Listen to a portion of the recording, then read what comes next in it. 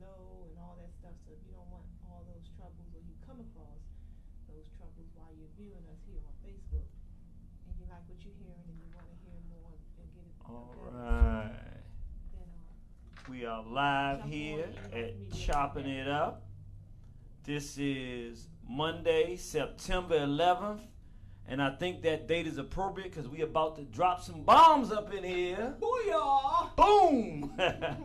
Man, this is going to be a good program today. I have my special guest sister here, Al Kamar, right here live in front of the studio audience. So it's going to be phenomenal. Remind everybody, if you want to tune in, you can, because you can get the different angles live going on at elifemedia.net. Again, that's elifemedia.net. You can tune in and check us out there. We're going to have a fantastic discussion today. Today we're going to talk about, but we're waiting on our sister Hanifa as well. We got one person. Let me just make sure it's not her in the queue, because sometimes, you know, person can't make it, but they say, I'm going to be there, so let's make sure it's not her in the queue. Yeah, because that's not like her. I'm hoping she's okay. Let me go to 8347, just checking to make sure whether this sister Hanifa or not. 8347, you holding for the program, or is this sister Hanifa? That's not her. All right, so we're gonna go back out of there, but we got a caller from the 8347 number. Don't worry, we're going to come back to you. So today we're going to talk about, you know, this is the second Monday of every month we do a program about black male-female relationships. And this week we're going to talk about, you know, we always talk about, you know, it's hard to find a good black man. Or it's hard to find a good black woman. Or, you know, sisters say, I'm a strong black woman, you know, and the brothers say, well, you know, women don't want a strong black. So we got to say, you know what are we really talking about? Today we're going to actually define what we're talking about and what we actually think from both male and female perspective. What is a good black man? Since that's what we can't find, let's figure out if there's, you know, what that is. And what is a good black woman? What is a strong black woman? From a woman's perspective and from a man's perspective. So we're going to have an outstanding program today. Just want to quickly say a few things. First, want to send a shout out to the PLM in Baltimore. Woohoo! Yeah. Yeah. Beautiful weekend of events. I was there Saturday and Sunday. We were out there vending. It was. Beautiful. We had Mama Kim Bone in the house. We had Mama Jeffries. We had who else? We had Tahir RBG. We had two fantastic days of just cultural wonder and splendor. Sister Bayana couldn't make it from Haiti. And you know, she was supposed to be there. And I've been, Bayina Bello, and I've been wanting to see and hear this sister for so long. She talks about the Haitian Revolution. She is probably the world expert. I mean, she's sharp with it. I mean, she had you going, you know. She really had it. She makes it a riveting experience to talk about the Haitian and to learn about the Haitian Revolution.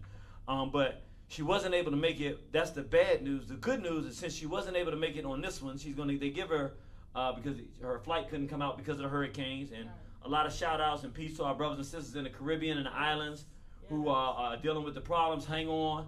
We know that our Amen is with you, so you know you're gonna make it through and persevere. But since she wasn't able to make it this time, she's going to be coming back, and she's going to be the single person coming out and the featured speaker. And she's going to talk about the Haitian Revolution. So I talked to Brother Imhotep, and he said he doesn't know exactly when they're bringing her out, but when he does, they're going to let us know. We will announce it. We want to pack the house. We have our sister coming all the way up from Haiti, and we're not going to disappoint her with a small showing. So we're going to come from D.C., Maryland, Virginia. We might even get some of the New York family. We're going to ask Straight Black Pride Movement, wherever you are, if you can come out and support this.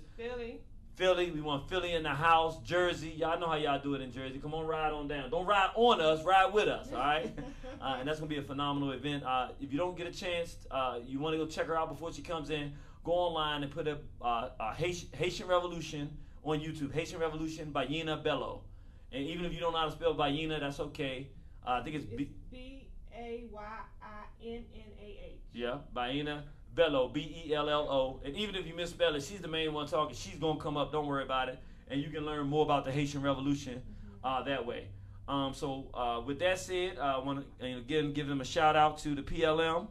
Also want to tell brothers and sisters, you know, every two to four every week we do the Chopping It Up radio and TV program. Then from 6 o'clock, we do the Chopping It Up program where we invite everybody to the live studio audience here at 9185 Capitol Heights, Central Avenue, Capitol Heights, Maryland. at Everlasting Life. Tonight is going to be a phenomenal program. You want to tune in tonight. We started 6:15 sharp. We decided no more waiting for people too long. 6:15 and it's on. We're going to be talking about white supremacy, tricks of the trade. Don't fall for them again. And we're going to really be breaking down a lot of the traditional tricks. Once black people start getting our consciousness together, they realize that a movement is coming. The Europeans always employ tricks to try to get us off the right path of where we're supposed to be going, of black independent self-lift and upliftment. We're going to break some of those down and talk about it with the family involved to be able to participate this evening. You do not want to miss that. Also, I want to let you know, you can come on down here, 9185 Central Avenue, Capitol Heights, Maryland. That's Everlasting Life. Your brother, yours truly, Irritated Genie, is always down here Monday, Tuesday, and Friday, and the first Saturday of every month. So we want you to come on down and support. Also, my sister here, Malik Fashions. You see her with all the fashionable. You see that shirt? You know she got the baddest shirt in the game. I hope y'all paying attention. I hope y'all paying attention to what that shirt says. Are y'all not looking at that? Because if y'all not paying attention, that's your fault, not mine. You should be tuned into that. Black families matter. Let me tell you something. Ain't nothing like having a mother and a father and an aunt and an uncle and cousins. And you remember what the black family reunions used to be like? Wow. When we had good black men and good black women at the family reunion. So just sitting around the table eating dinner. Oh man, all the food and the fun and the family. Food, fun, and family. Them 3 F's that I like. None of them F's that we don't like. So we're not using no F. We're not dropping no F-bombs, but only F-bombs we dropping is family, food, and fun. Them the F-bombs we dropping. Also, don't forget the first of every month, first Saturday of every month, the Solstice Shopping Bazaar. Is that what it's still called now? Yeah, but tell them where you can get this shirt too. Right? Oh yeah. If you want that Black Families Matter, you can come on right down here live, 9185 Central Avenue, Capitol Heights, Maryland. Everlasting Life, vegan restaurant. Come on down here. You can purchase it. Black or white. So you have it for the brothers as well as the women. Yep, the black shirts we have, the straight black pride. So we have a straight. Oh, matter of fact, what am I talking about? Let me just show them. So y'all can see how we do it, because we do it like that. I'm gonna make sure you understand. Y'all checking that out. If you're on Elife Media, you can get a good look at it. If you're right here on the Facebook, and then the Facebook, bang, that's that straight black pride. You see the father, the mother, the child, the children there, and the African continent, because we are African people, all working together to put our families back together. So that's how you want to do it, brothers and sisters. Trust me, that's how you want to do it. Come on down here to Everlasting Life and get your straight black pride t-shirt. Also, come on down here and get your vegan food. We also have the radio. If you're interested in getting your own radio program, then again, I be always having to warn people. The program not going to be as dynamic as what we do here. I mean, I don't want somebody to, I can do the same. You not exactly can do the same thing, but it'll be very similar, or at least an outstanding program to get your message out, all jokes aside. You can't go a day. I can in a day. What you mean the whole day? In a day. I'm not going on 30 minutes in a day. If I go 2 hours, you should be happy. You should be happy for the last hour you had before you got into a day. What's she talking about? Can't wait that long. Also, anybody that's interested, if you're in the Washington, D.C. metropolitan area, you're interested in getting a garden, come on out. We do what we call straight black gardening. We help brothers and sisters put in gardens, and we do it for free. All you got to pay for is your box, and that's the wood, and the dirt, and we'll pick it up and everything. We get everything for you. That's all you got to pay for, and we'll put it together for you. And if you have children or family that want to come learn how to do it, they can come on out and learn and participate as well. So this is what we do, brothers and sisters. This is what we do for our community, our way of giving back and helping our people grow their own food. So, she's coming in what they call fashionably late. Is that what that is? That's what it is, called fashionably late. I don't know if it's fashionable, but I know it's late. But that's all right. I also want to tell you the Warren Horizon Gun Club. Only thing we're waiting for now, and please forgive me, we know we told you we're going to start in September. We are intending to start in September. The only thing that happened, the individual we had that was going to be starting the gun club, we're not able to work. That wasn't able to work out. So we're just getting somebody who's going to be able to do this. We're going to be contacting a Safo Gun Club in this area, and just looking for somebody that's going to do it to make sure we get it done the way we want to get it done, so that brothers and sisters can get all they want out of it. So we're going to be doing that. Our Warren Horizon Gun Club coming very, very, very, very soon. We will be in touch with everybody by email, so don't worry about it. We have not forgotten about it. We didn't say we was going to do it, and we're not doing it. We just making sure we get it right, so we don't have to. Once we get it started, we want this thing to flow smoothly. Just like the chopping it up, just like the Straight Black Gardens, once we get it started, then it's consistent and it moves forward and does a fantastic job.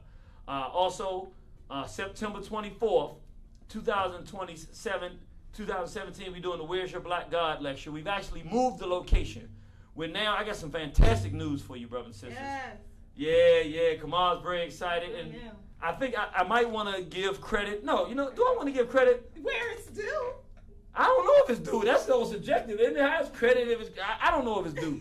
Somebody said that it might have been suggested by Sister Al Kamar that we move the location for our Where's Your Black God lecture here to Everlasting Life because Brother Jabari of Reality Speaks is bringing down Layla Africa, the good doctor, coming in town.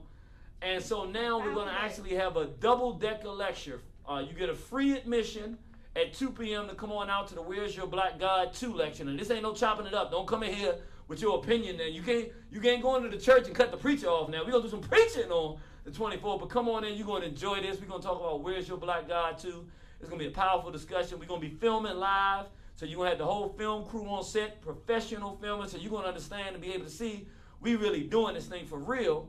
And then at 5 o'clock, after this is mind, body, soul thing. Mind, body, spirit, and soul.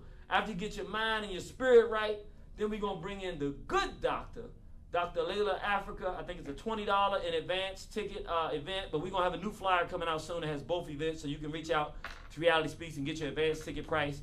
You can see Dr. Africa live here in Washington, D.C. You don't want to miss it, so it's going to be phenomenal. Also want to let you know just for tonight, I think this is it with our announcements. We're about to start this program up. What I do want you to do, for brothers and sisters that are out there tune in tonight because we're going to talk about a lot of things, not the least of which when we talk about the tricks that we're going to talk about. And I know I'm about to make Sister Al Kamar gonna get mad because she loves black folks. You know me, I'm half and half. I love some black folks. But we're going to also talk just a little bit tonight about the Boyce Watkins interview that he just recently had with Cleo Monago, the homophile who is spreading the homosexuality throughout the black community. $12 million from the CDC, Centers of Disease Control, to promote this stuff in our community. And so we're going to talk a little bit about that, not deep into it, but when we talk about the tricks that's going to be used for white supremacy, we're going to touch on that tonight. So tune in. That's going to be a hot program topic for us tonight. And with no further ado, what we're going to do, brothers and sisters, get right into this discussion. This is going to be a excellent discussion. Go ahead, forward it to your friends and families and tell them they want to tune into this because today what we're doing is, are y'all ready for this? Yep. Because I hear this all the time. Not sometime, I hear it all the time. I told you we dropping bombs, so we dropping bombs. We can't even start it up before it start reverberating. All right, let me keep it on this here. Yeah, keep it. That's something's up with that thing there. But you got your microphone. That's hot too. Once you turn it up, it's live. So if you want to use it, you can. Yeah. Okay. Yeah. So the question on the table, and I've heard it. Tell me if you've heard it too. I've heard, oh well, it's so good to find. It's so hard to find a good black man. You know what I'm talking about? It's so hard. I heard brothers, man, ain't no decent, good women out here. Or I've heard the reverse. I've heard women say, all these strong sisters out here, these good sisters out here, and the brothers don't want them. I heard brothers say, man, these sisters, they say they want a strong black man, but they really don't want a strong. Okay, well, now, the question becomes a very simple one, and maybe it's not as simple as we think. We're going to find out today. What is a good black man? What is a good black woman? What is a strong black man? What is a strong black woman? And the last part of that construct is, what is a good black man or woman from a black man's perspective? And what is a good black man or woman from a black woman's perspective? And are they the same thing? So let's start right off from the very beginning. I'm going to ask y'all, since we got my sisters in the house, it's fair to ask. We're going to let the ladies first, you know that. The question is, in your estimation, what are some qualities that you would say if you were going to look at a man, even if it wasn't a man that you were dating or with, but you were going to say, hey, I classify this as a good black man, and here's a quality that I say he has that makes him a good black man. They're bouncing that ball in my court. Well, just speaking from my own personal perspective, because that's all I can do, and because I believe that this question will differ depending on who you're asking. Mm. So, based on my personal perspective, when I think of someone who's qualified to be considered a good black man, I'd be looking for a gentleman who is, the first thought comes to my mind is the relationship with his own mother. Is this a man who respects and admires his mom, who thinks highly of her? Is this a man who, because that plays a huge role, your upbringing, how you were brought up to view the world, you know? And so, that for me is a defining scenario. Then again, is he a family man? Is he loyal? Is his word bond? That's another one that's very important. Does he say one thing and do another? Does he promise we'll meet at 2 and it's 2:30 he just calling? Is he, so is he, is he ambitious?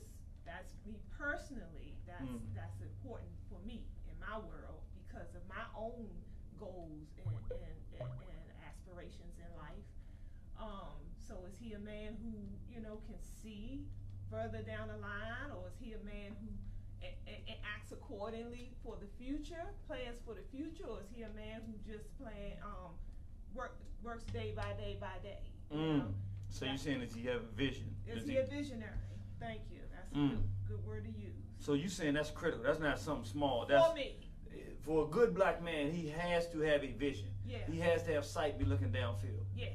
I say that's very interesting because I had a brother specifically talking. This is a brother talking. He was saying, what is a man without a vision? And so you're saying a man without a vision, you can't even imagine.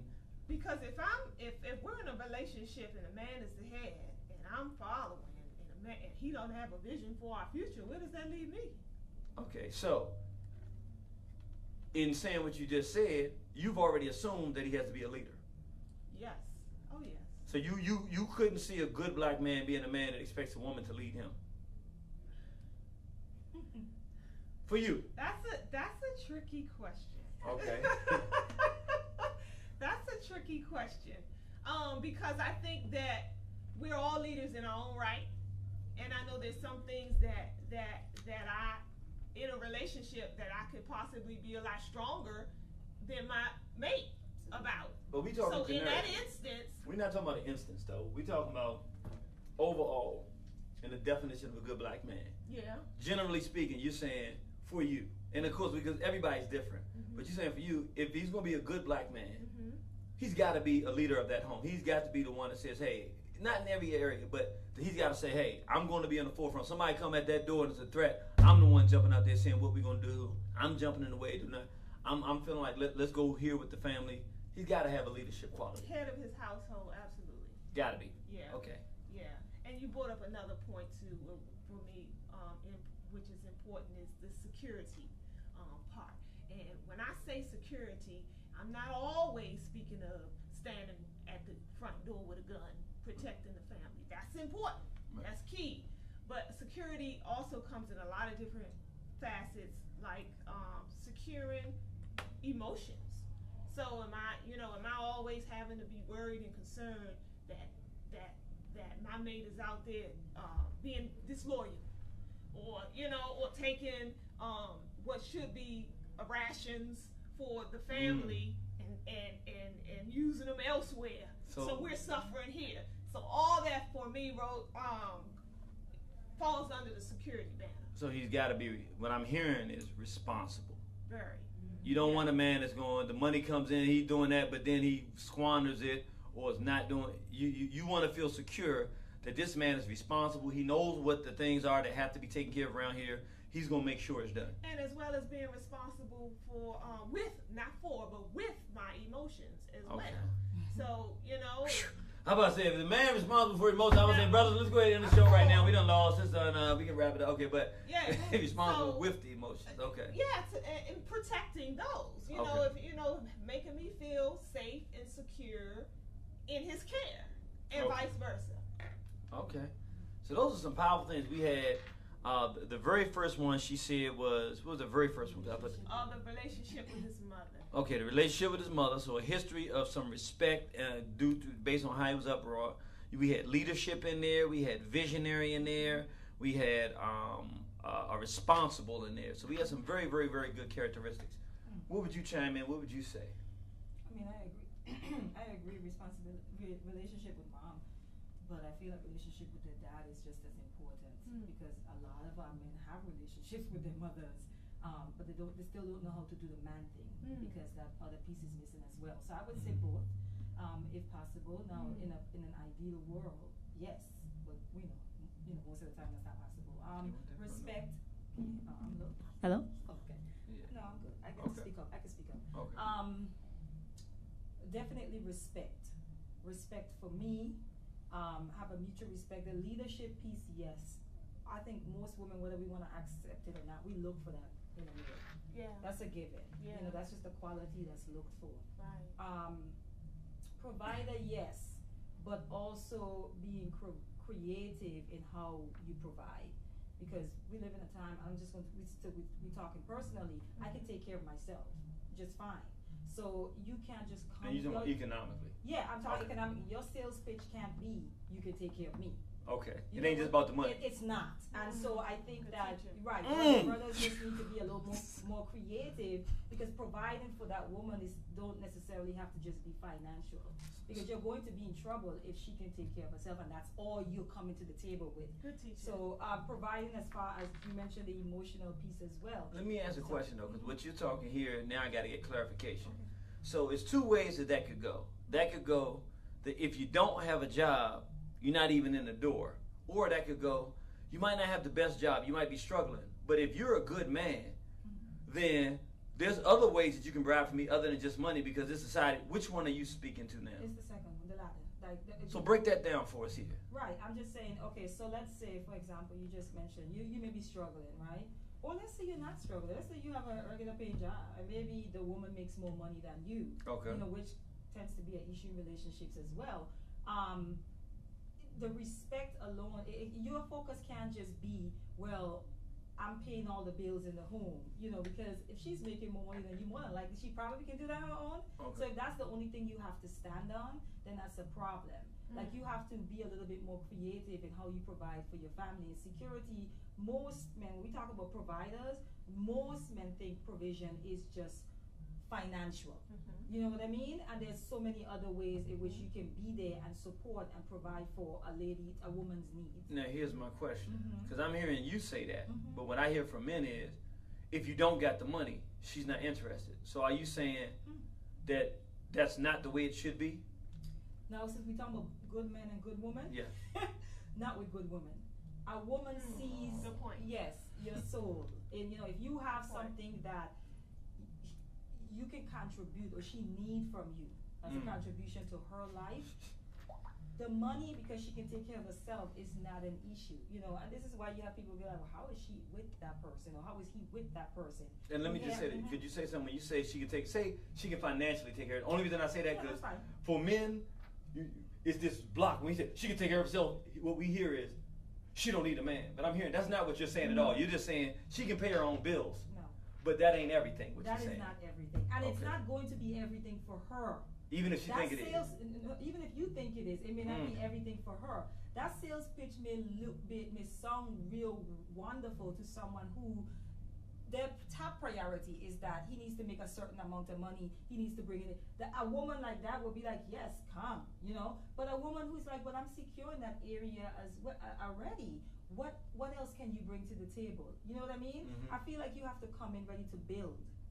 I'm wondering though if that is moving away from the natural laws of the male and female relationship, as far as the man being a provider and the woman being a nurturer. That's a good. I think that if I can speak to it, I honestly think it probably is, but I think that to some degree, if that's the game of chess that the European has put us in, because the reality we're in America, we can't just snap and be out of America, Right. then maybe we have to consider that as a reality. And I think it's so important what you just said, because it's one thing to talk about it, but it's good that you just help us to quantify what's happening. The natural place is for the man to be the bread earner and the breadwinner and to provide. The European has intentionally created a situation where that's not the reality in the world today, because he's given more access to economic resource to black women than black men, with the intention of creating problems. So then the question becomes, is it the natural conclusion that we should now shift and say, not that the man should not be the earner, but kind of what you're saying. You're saying there's other ways to provide than just the money, since the euro is giving more money access to the woman, but that doesn't mean that black men don't have things that they can provide. Right. Absolutely. And for women, we also have to know that that does not mean that he can't be a good provider because maybe he makes less than you. I think that's the key. And so we're talking about good women, and I'm like, no, a good woman doesn't size a man up based on what he makes. That's shallow as it is. That your identity and who you are as a person, right, is not equivalent to what you make as a person. It should not be. Now, for some women, it probably is. But my question to the brothers is, do you really want to pursue someone like that, where you are measured by what you make? Not really. So what happens if you have a bad day tomorrow and you no longer make those 6 figures? So what do you become now in her eyes? Less than? We gotta think about these things, you know? We can't, I mean. Yeah, it's an interesting dynamic, because again, you know, for me, it's always root causes. And so I'm worried that we are attempting to wrap ourselves around insanity. And you know what I'm saying? And we're trying to make this insane platform somehow right in our own minds. And what is that doing to us? And I see what you're saying, because what happens is the natural thing, the man is supposed to be, it's designed that way. Right. But we're in a design that has been shifted. So in the interest of men having to say we have to train our sons so they can take care of the women, in the interim, the reality of it is the black women have 2 choices. Either to shift and say, okay, let's restructure what providing looks like for men and women. We all got to reshift, or we have to say we can't have relationships because the way it's structured, we're not going to get equal amount of black men who are able to provide financially at the same level that a black woman can. And that's the thing. It's having knowledge of that as a black woman. We have to put that into perspective when we are deciding who we're going to, you know what I mean, join together with. Is that the way that it's set up, the black man, right? And especially if that's who I'm all for black men. That's who I'm attracted to. So naturally, that's who I'm going to date. Right. So I have to keep that in perspective, that I will more than likely be attracted to someone that may not make as much as me. And knowing how all of that is connected, right? Being that we are existing in America, and knowing that knowledge, when I come into that, I have to come in with a building mindset. I have to come in with, okay, I already know this is what's going on with our black men, our black women, okay? So when I go into the relationship and I see, okay, he's not, my thing is, now let me figure out how I can make sure that he feels needed in this space. It's not just about money. You know what I mean? We've made it that. Right. You know, we've adapted that, but it's not. We have to change that. We have to find a way to change our mindset around that. Right. You know, it's no sense in trying to adapt to something that's just not right. Right. Just do away with it. That's my point. When do we shift back to a course that's more healthy and correct? I think that becomes, what you're talking is a matter of the basic warfare that we're in. That's nothing we can. That becomes generational. That's not something that can happen. Yeah, right. Because we got to start training young brothers to say, look, we're going to make sure that you can work for yourself. Kind of what Booker T. Washington did that we turned away from and didn't understand. He was doing the right thing. He was saying every black man's going to have a skill that comes through Tuskegee. You're never going to ask anybody for a job. You're never going to need a job. You're going to have your own way. You're going to be skilled labor. You're going to know how to take care of yourself. Right. He went that way, and we were going that direction. The Garvey whole platform, and we kind of got pulled off of that. Elijah Muhammad came behind it. Same kind of platform, do for self. we got knocked off that platform, and we kind of went into this. We are the world, everybody thing, and it's destroying us, and we're not putting into our sons or daughters, for that matter, but definitely into our sons, the skills needed to be self-sufficient. I mean, I can say that at 43, I'm almost 44 years old.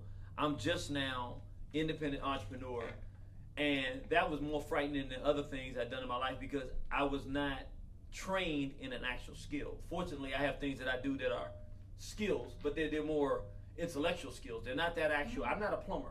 Right. You know, I'm not an electrician. That's a skill that you don't have to debate that one. Nobody has to feel how they like. If they need the heat. They're cool. They're gonna call you and they're gonna pay you. And we're not giving our children that skill. So until we get generationally through that process for the next 20, 30 years, while we're trying to get that together, the question is, what are black women gonna do? So I'm not cut you off. No, it's okay. I was, and also what you just mentioned as far as raising our boys a certain way. I feel like we're also raising our girls in a way where it's like, what can you do for me? This is how we're approaching the men. And that's a setup because we're tossing aside good men because of that mindset. Because maybe at that moment, he could have just lost his job last week and he's telling you, well, you know, I just lost this job and right now I'm really trying to like do for self, you know, and she's like, well, what do you have now? You know? And so but we are doing that as parents. We're raising our kids that way. If he can't do A, B, C, D, then, you know, but it's just shallow thinking to me. It really, really is. And I'm a female and I see it all the time. And I'm not saying that you just go for any bum off the street. That's not what I'm saying. I'm saying that there are brothers out there that you have to be able to take time to get to know people. Not just write them off based on what they're driving, you know, what job they're working. Oh, they're a janitor at the school, so no, I can't mess with him because I work for the federal government. So what? You know, if this is a guy with vision and you're talking about leadership roles, I think that it can fluctuate. I mean, it can flip sometimes because there may be a time or season where that lady will have to take that lead for that moment. But it doesn't mean that it should become a permanent thing.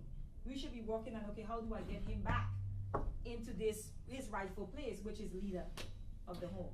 Yeah. Good stuff. So you were talking about, I cut you off. You were talking about some good qualities. So for men. All right. So respect. Definitely relationship. I don't just look for it I used to with the mom alone, but it's like, what is your relationship with your dad? Who taught you how to be a man? That's important as well. Children is a big one. How you are. If you have kids, I need to know how engaged you are with your children. I want to know what your relationship is like with the mother of your children as well. Because that's very important to me because I have a good relationship with the father of my child. So I will not bring drama into your life. And that's the key thing. I've seen many relationships fall apart because of that. What else? Let me see. My thing is quality time. You know, that's how I feel loved. So you have to spend some sort of time. I'm not saying I need to be in your face every day, but this is what you're talking about with security, with feelings. Once you know that that's how I feel love, I need you to be deliberate about that. So for me, that's me saying, okay, I'm looking for that quality because that defines you as a good man to me. Paying attention to my needs as well as I'm paying attention to yours. So emotional intelligence, to be able to understand what a woman needs, and so and being selfless about it, you know, and or generous about, you know, because if you're wise or an intelligent man, you understand that keeping your woman content helps you. Right? It's everything. Yeah, it's everything. So why would you not want to do that? So investing in her emotional comfortability is in turn investing in yourself. So yeah, vulnerability too. Yes. And I know we talk about that. That's like a big curse word.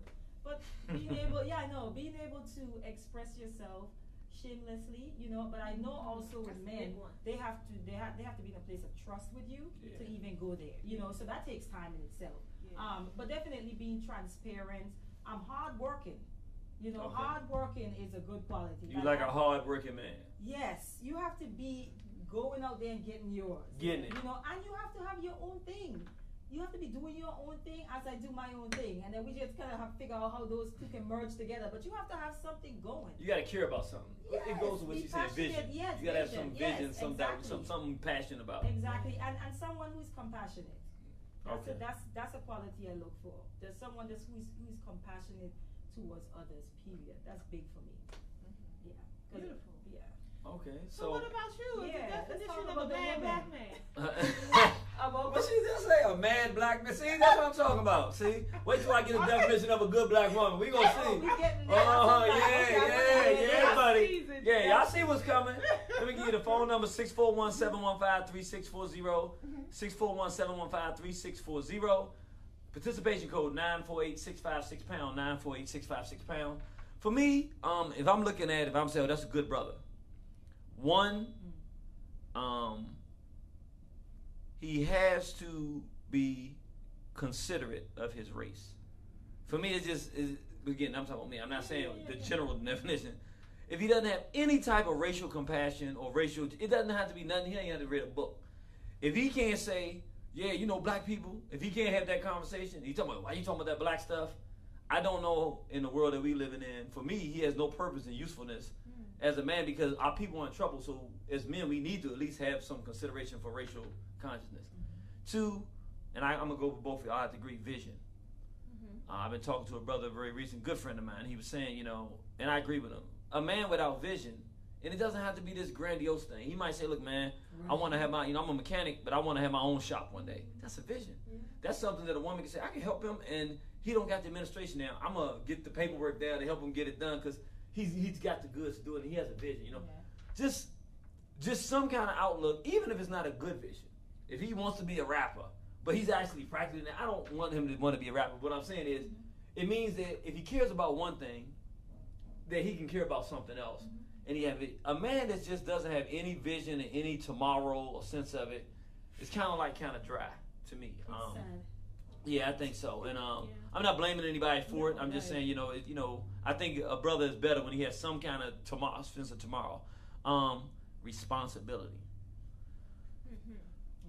No matter what the circumstances are, if something needs to be done, I think the man, a man is a good man or a strong man is one that says, this got to be done, so I'm going to find a way to do it. Meaning, I do not like dudes with excuses. I'm one of those people, and that's one that I try to live by. If I say I'm going to do something, this is another one. After responsibility, the word. For me, it literally, I can't look at people the same when they say they're going to do stuff and they don't do it. It doesn't mean I throw them away because I know most of our people don't live by that. That's not done, you know. But for me, even if it's the worst thing in the world, if I got to come tell you, you know, I said da-da-da, if I said I'm going to do it, I got to come tell you. If I tried and didn't do it and it didn't work well, I got to come and tell you I can't leave it out there. For the next 20 years, I'll be thinking in my mind, I said I was going to do that. A person with a word. Yeah, that's a strong principle because it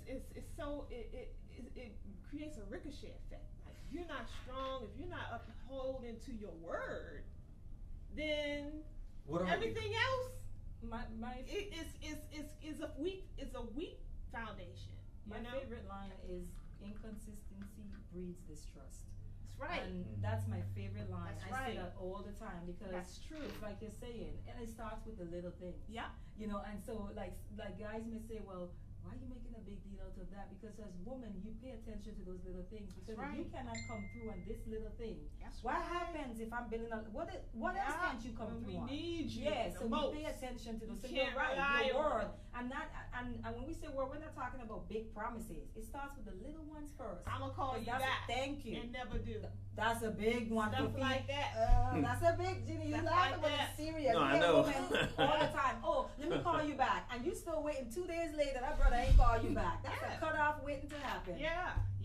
That's like really, you say, your word. You Your become word. unreliable. Yeah. Your word. You said it and it didn't happen yet. For me, and this probably going to sound weird to a lot of people, but a strong black man or a good black man, he has to be able to endure some type of pain. And I'm saying that, and I'm not just talking about physical. Physical, yeah, he's got to be able to say, if I have to go get my children today, I bust my leg on a thing, I'm getting there with a busted knee, I'm driving this car, I got to get my family, you know what I'm saying? I'm going to do something, but also, more specifically, there's something I'm going to say, and everybody in the family is going to get mad at me. Okay. But I'm going to make this decision. It's going to cause me a lot of pain.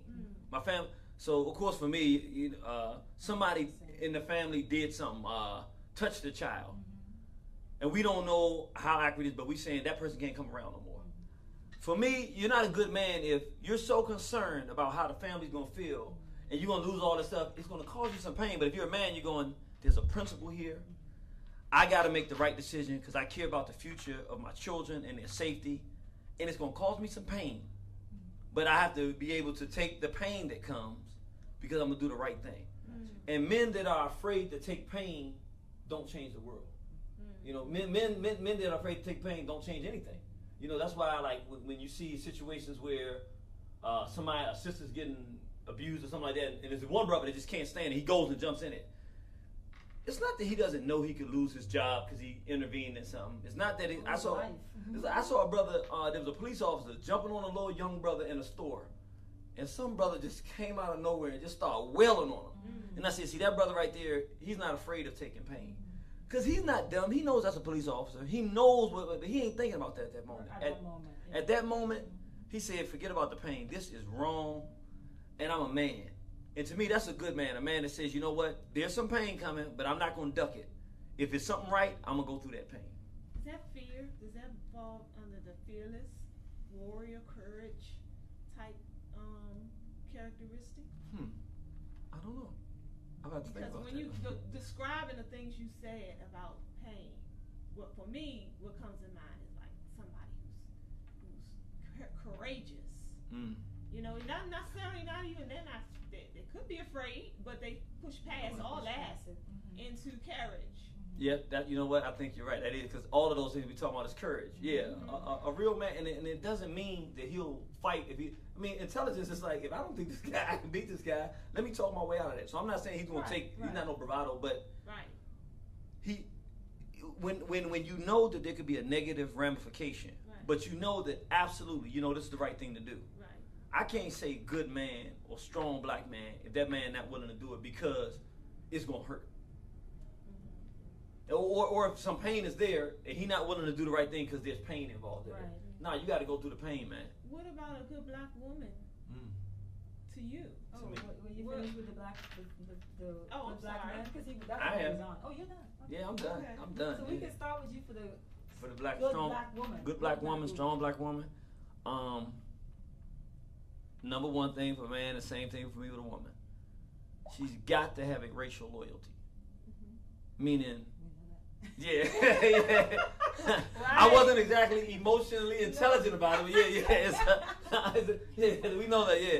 Yeah, we already know that. That's a given. Yeah, no question. For me, I mean, that's the centerpiece of everything. Everything that exists with me is a race. She's got to care about black people. And as a woman, it's even different than a man. It's a feeling thing. A man is more logical, but a woman carries a whole concern and nurtures the children. So it's got to be a warm, like I couldn't imagine calling a good woman that if she saw the police jumping out and beating up some young black men, she said they probably deserved it when she didn't see what happened. I can't see her as even being good or strong, because particularly since you don't know what happened there. Yeah. The fact that you don't have the compassion for those who are essentially your sons. Good God. Yeah, for me, that racial component where she might look at some white children and be like, they probably did something. I can take that because she doesn't have a connection. But with those black children, you got to have a connection. And if you don't have a connection with those black children, that would be one. Two, and it probably goes right in line with that, loyalty. For a woman, to me, loyalty is critical. Yo, you doing good? Like my wife.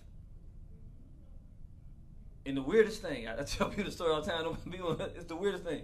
Okay, I was at that job at ICE, and she never wanted me to take that DHS job. She said, people going to be having all kind of rumors. I said, I don't care what they had. I get my Fridays off, I can go around the country and do what I need to do, I'm going to take it. They're not paying my bills, so I took it and was doing it. And when it was obvious that I was getting fired, I got fired. And I'm going from making $115,000 a year to nothing. And I don't care how much people talk. You don't really know nothing until blah, blah, blah, blah. Yeah. They gave me the papers, you're fired. And I said, boy, I'm not going to lie, I was nervous. I said, how's she going to, because I've heard these stories from brothers. They're not my experiences, but I heard Man, as soon as you lose something, they gone, bro. That's how I'm telling you. So I'm sad. I mean, that's the constant theme. I never heard the opposite story. Oh, I can't remember it. Yes, I have. I've heard the opposite story, but far less frequently than I heard when they out.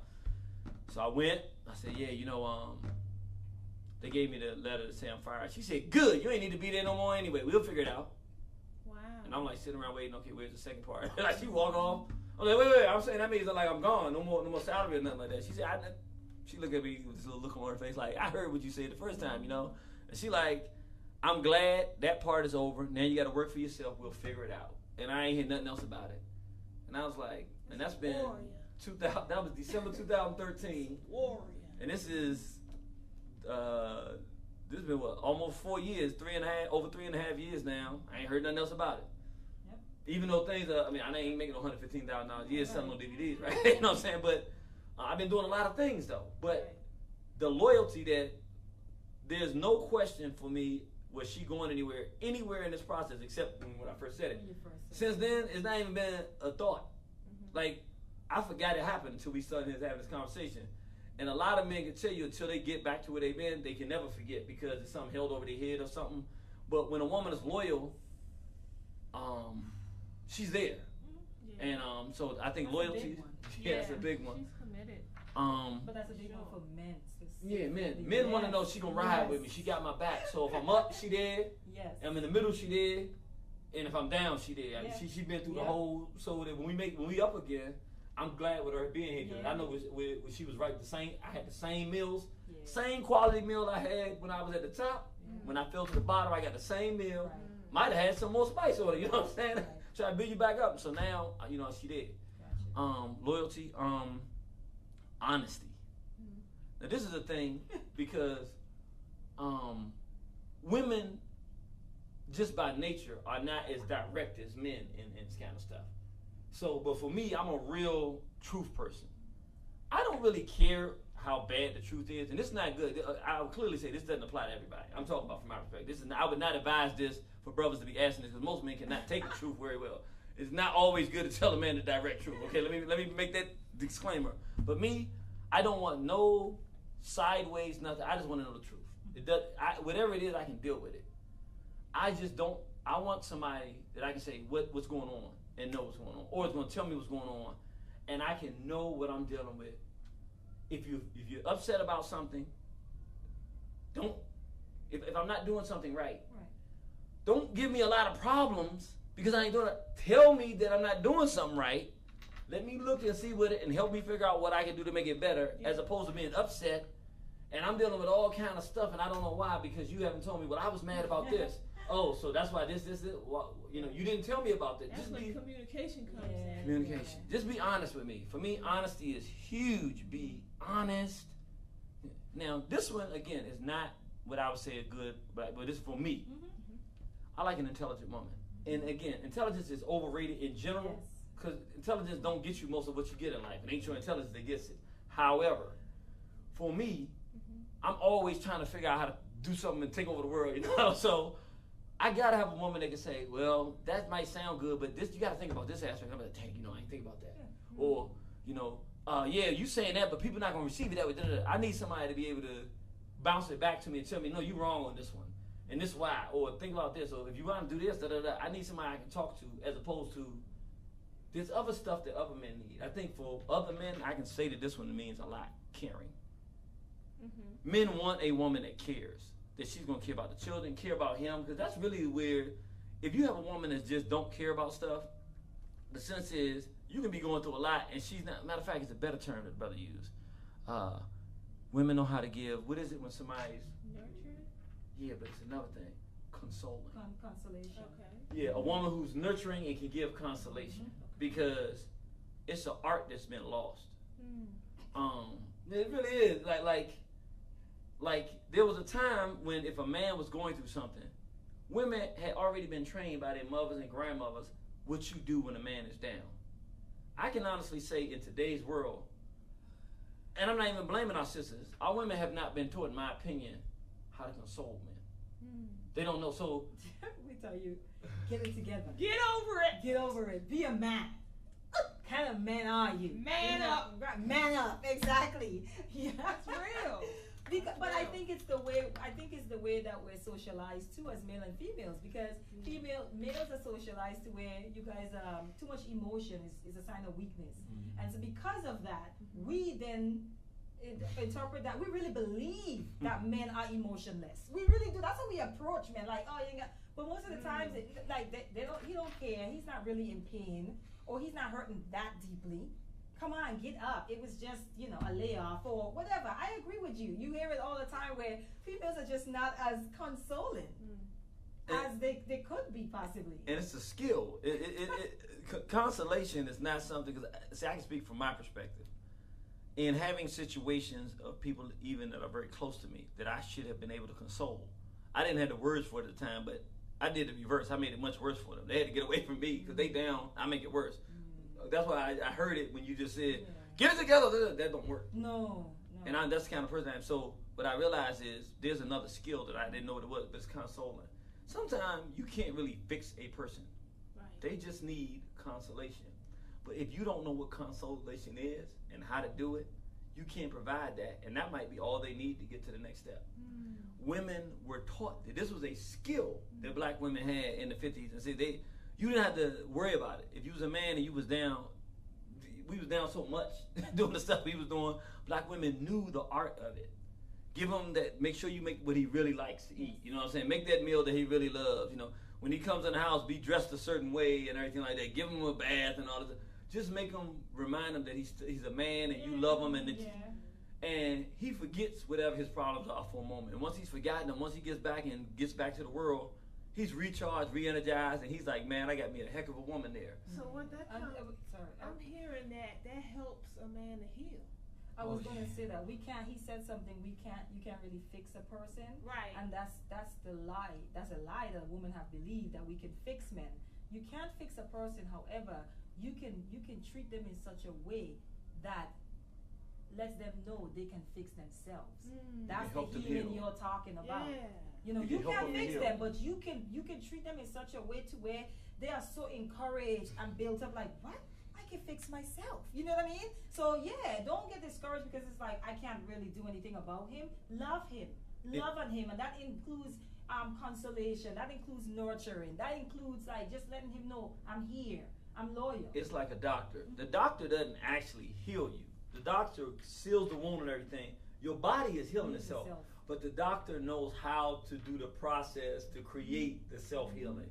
And that's what a skill, again, I don't blame anybody, because the truth of it is, that's not, when you're in an environment where everybody is taught it, then it just seems natural. Right. Then when you get in another environment and you're looking back at your grandparents, y'all didn't do it like them women back then, but we don't consider the fact what happened to, we've forgotten about crack cocaine. We forgot about all these different things that broke up the natural tradition of passing on these types of skills. There was a time when every black man knew how to change a tire. It's just universal. Right. Every black man don't know how to change a tire today. Is softness a part of that consolation? It is for most men. Okay. I can say, and I can speak for most men on this. Yes, most men think a good woman is a woman that has some softness to her. Me, I guess I'm a little weird because I'm in this war mode. Okay. That could be a problem because I'm not that emotionally intelligent. So that becomes an issue because I'm like, I'm messing this thing up. But it's a natural balance that it should be, where softness is a thing that is very attractive to 99% of black men. Yes. That's why I asked, because I hear it a lot. And that's why I think it's the importance of topics like this, because we've gone so long in this mode, of just backwards. Things we do is backwards, and it's proven that the proof is in the pudding. If most people who get married get divorced, if our relationships are, you know what I'm saying? If 8 out of 10 black women are raising children alone, with a man outside of the household, I should say, and those statistics and things like that are accurate, then something's wrong. Something is seriously wrong with our relationships. So these type of discussions become vital. They become, like lifelines.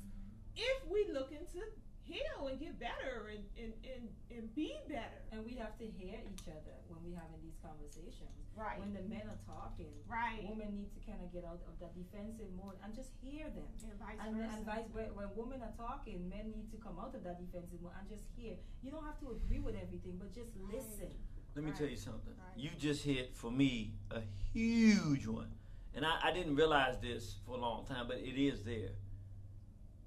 Humility. Yes. I'm going to be honest with Oh, you. yeah. I'm going to be 100% honest. Another one. Probably, I would say, every conversation I have with black men, invariably, something related to black women not having humility pops up. I'm saying it doesn't matter. They might not use that word. Sometimes it is that word. In fact, it's such a powerful thing. Y'all remember, we were out here talking, and Sister Hanifa said, we don't operate today with humility. And the brothers literally, one of them just got teary-eyed almost, and he just froze. But I knew what he was doing because it physically almost knocked me back. I probably looked real animated when I moved, but I was like, this is how impactful what you said was, how little humility in the modern context black women show. I called a brother on the phone and I'm talking to him. And we were kind of talking about the problems with black women. And we were really going into it. He was really doing it mostly. And I was saying, yeah. And he was really talking about how, these are the things that our women aren't seeing that they're not doing. Now he's totally in talking about what sisters ain't doing. I said, I'm going to tell you what a sister said yesterday. He's like, yeah. You know how you talking to somebody and they waiting for you to finish so they can keep going what they're going? So he's like, yeah, I'm listening. I said, yeah, she said that most black women don't have any humility. He said, whoa, say that again. I said, no, listen. He said, so you said what? I said, I didn't say this. Listen to what I'm saying. A black woman. He said, no, you lying to me. I said, no, brother, listen, I'm telling you. He said, she actually said that. For him to say that to me tells me this is a monumental issue for black men. Because I think for a lot of black men, we see a lot of damage in our community. And for those of us that want to do something about it and change it, we realize we made a lot of errors. We messed up a lot. And a lot of stuff is messed up and we got to try to fix it. So in trying to do that, we realize we can't do it without our women. No matter what we've done wrong to put our women in a condition where they shouldn't want to help us or whatever, no matter how much damage we did, we can't fix it without them. But in the process of trying to go and say, okay, we're trying to fix this, we realize that the woman we run back into is like, yeah, you do need to fix it. I agree with you. And it's like that we need to fix it, which means I got something wrong with me that I need to improve. That's right. The women are like, yeah, that's right. You sure do. But when it comes to the black woman saying, hey, there's something I can do better, it is like the valley of dry bones. You just, like you walking through a valley and say, hello. You can't find that black woman to say, yeah, we got some things we need to improve upon. So bad. I think you would know. We had a sister here that was doing a discussion. And she said that black women, she wasn't even talking about in general, she said some sisters are even following this slut walk thing. Oh, yeah. She's just saying black women, you should not be sluts and let anybody look at you that way. Right. Which, I mean, in my mind, I'm thinking everybody in the room would agree on. 3 young sisters walked out because she's saying black women should not be sluts and should not want to be sluts. And it really had my mind torn because I said, this is a severe problem with the young sisters in our community, that they would be so comfortable. They ain't even comfortable. Their mind is so saturated with acceptance of being looked at in an undesirable manner as a piece of sexual trash that they would want to wear the title. So much so that if their own sister tells them, we shouldn't be looked at this way, they're going to walk out of the room. To me, that's just a huge indictment on a lot of missing pieces. But I think it highlights the fact that the idea of having humility, because at least if a sister was out there thinking, I'm in the slut walk, she should go, at least I'm thinking, wow, that's something for me to think about. Do I really want to be a slut? But the idea of taking the criticism and self-evaluation and introspection is like, I ain't doing that. I'm a black woman. I'm perfect. I'm beyond reproach. There's nothing you can say to me. I'm out of here. To me, that spoke volumes. And I think that's pain, though. A lot of black women, they filter how they filter their experiences in this world is through a filter of pain, and so that's where that anger comes out at times, resentment. What I also see though is that both male and female, black woman, black man, it's like kids, where there's a blame game going on, and someone is saying, if we're going to fix it, you go first. And the other person is like, no, you go first. No, you go first. Okay, somebody go first, so we can get this thing started. But we're so caught up in that point in the finger, no, you first, and we're stuck. And then we fight over who goes first. Right, and then somebody has to be humble enough to say, because this is the thing, how much does it mean to you? How much does building the black family means to you? You got to think about that, because it's like this, if Alkema and I are friends, and we both have hurt each other tremendously, okay? And now it's a blame thing. And I'm like, I'm not apologizing. No, I'm not calling. She needs to call me first. And in her mind, she's saying the same thing. No, she needs to call me first. If this relationship means that much to me, it doesn't matter if she calls me first. It shouldn't matter. The fact remains is that I cherish the relationship. And it doesn't matter who calls first. What matters to me is the restoration of that relationship. No one loses if we get back together. Somebody needs to be humble enough to start it. Yeah, that's personal accountability. Yeah, and that's that's pushing past your ego. That ego is a huge. I feel like the black ego is a different ego altogether. But that's another story. It is. It's a huge wall of defense. It's like a shell. That shell you talked about the other day. So much that we have carried and been through all of our experiences all throughout our life, and now it's gotten so thick. It becomes like a turtle shell. And so, no, I'm not going to call you first. Because you're not going to take me for no food. Right. It's trust. Right. Trust issues. Right. And you really, if I had to say one thing that I would say, I would be totally, I don't know how I left this out. You just hit the number one word I would say. Because it goes to humility and all this other stuff. The word of choice, I would say, for a good black woman in the modern context, accountability. Yeah. The difference between responsibility and accountability. Responsibility is doing those things that you know need to be done because they know need to be done. Accountability is when you've done something in error or that wasn't the best way to it to be done. And you are willing to say, hey, I didn't do this right. Let me try to adjust it. What I find is that there are not enough black men who are responsible, which is a huge turnoff and it turns black women off. But it's almost a missing reality in black women. They're very responsible. I pay my bill, I do this, all these things. But when they do something that creates a problem, for them to say, I'm wrong. I thought about this. I was wrong. If I wouldn't have done this, this wouldn't have caused this problem. As opposed to now they got fancy ways of doing it. Like they'll say, I'm sorry I did that, but see, you said this or that. So in other words, it's not real accountability. It's not. I actually did something. It didn't have nothing to do with it. Nobody made me do it. I did something that wasn't the best appropriate. Here's my way of trying to resolve it. There's no accountability in black womanhood today. It's like the two things are diametrically opposed. And what happens is when you have men who aren't responsible and women who aren't accountable, then you really have a hard time getting relationships to work because the men are not doing the things up front that they're supposed to be doing. And the women, when they do something that hurts, instead of just resolving it quickly, it exacerbates into much, much bigger things because they don't have the capacity to say, you know what, I was in error. Let me just resolve and fix it and then go to the next thing. That even falls under courage, because in order to have personal accountability, you have to take on the courage that there's some stuff in there that ain't working right in me. I think it's ego. You got to get past all that first to even be able to sit in them thoughts, let alone do it. That's courage and ego. Do it. You're so busy pointing the finger and blaming other people and everybody else for your problems, so you haven't even gotten to a point to even sit in those thoughts.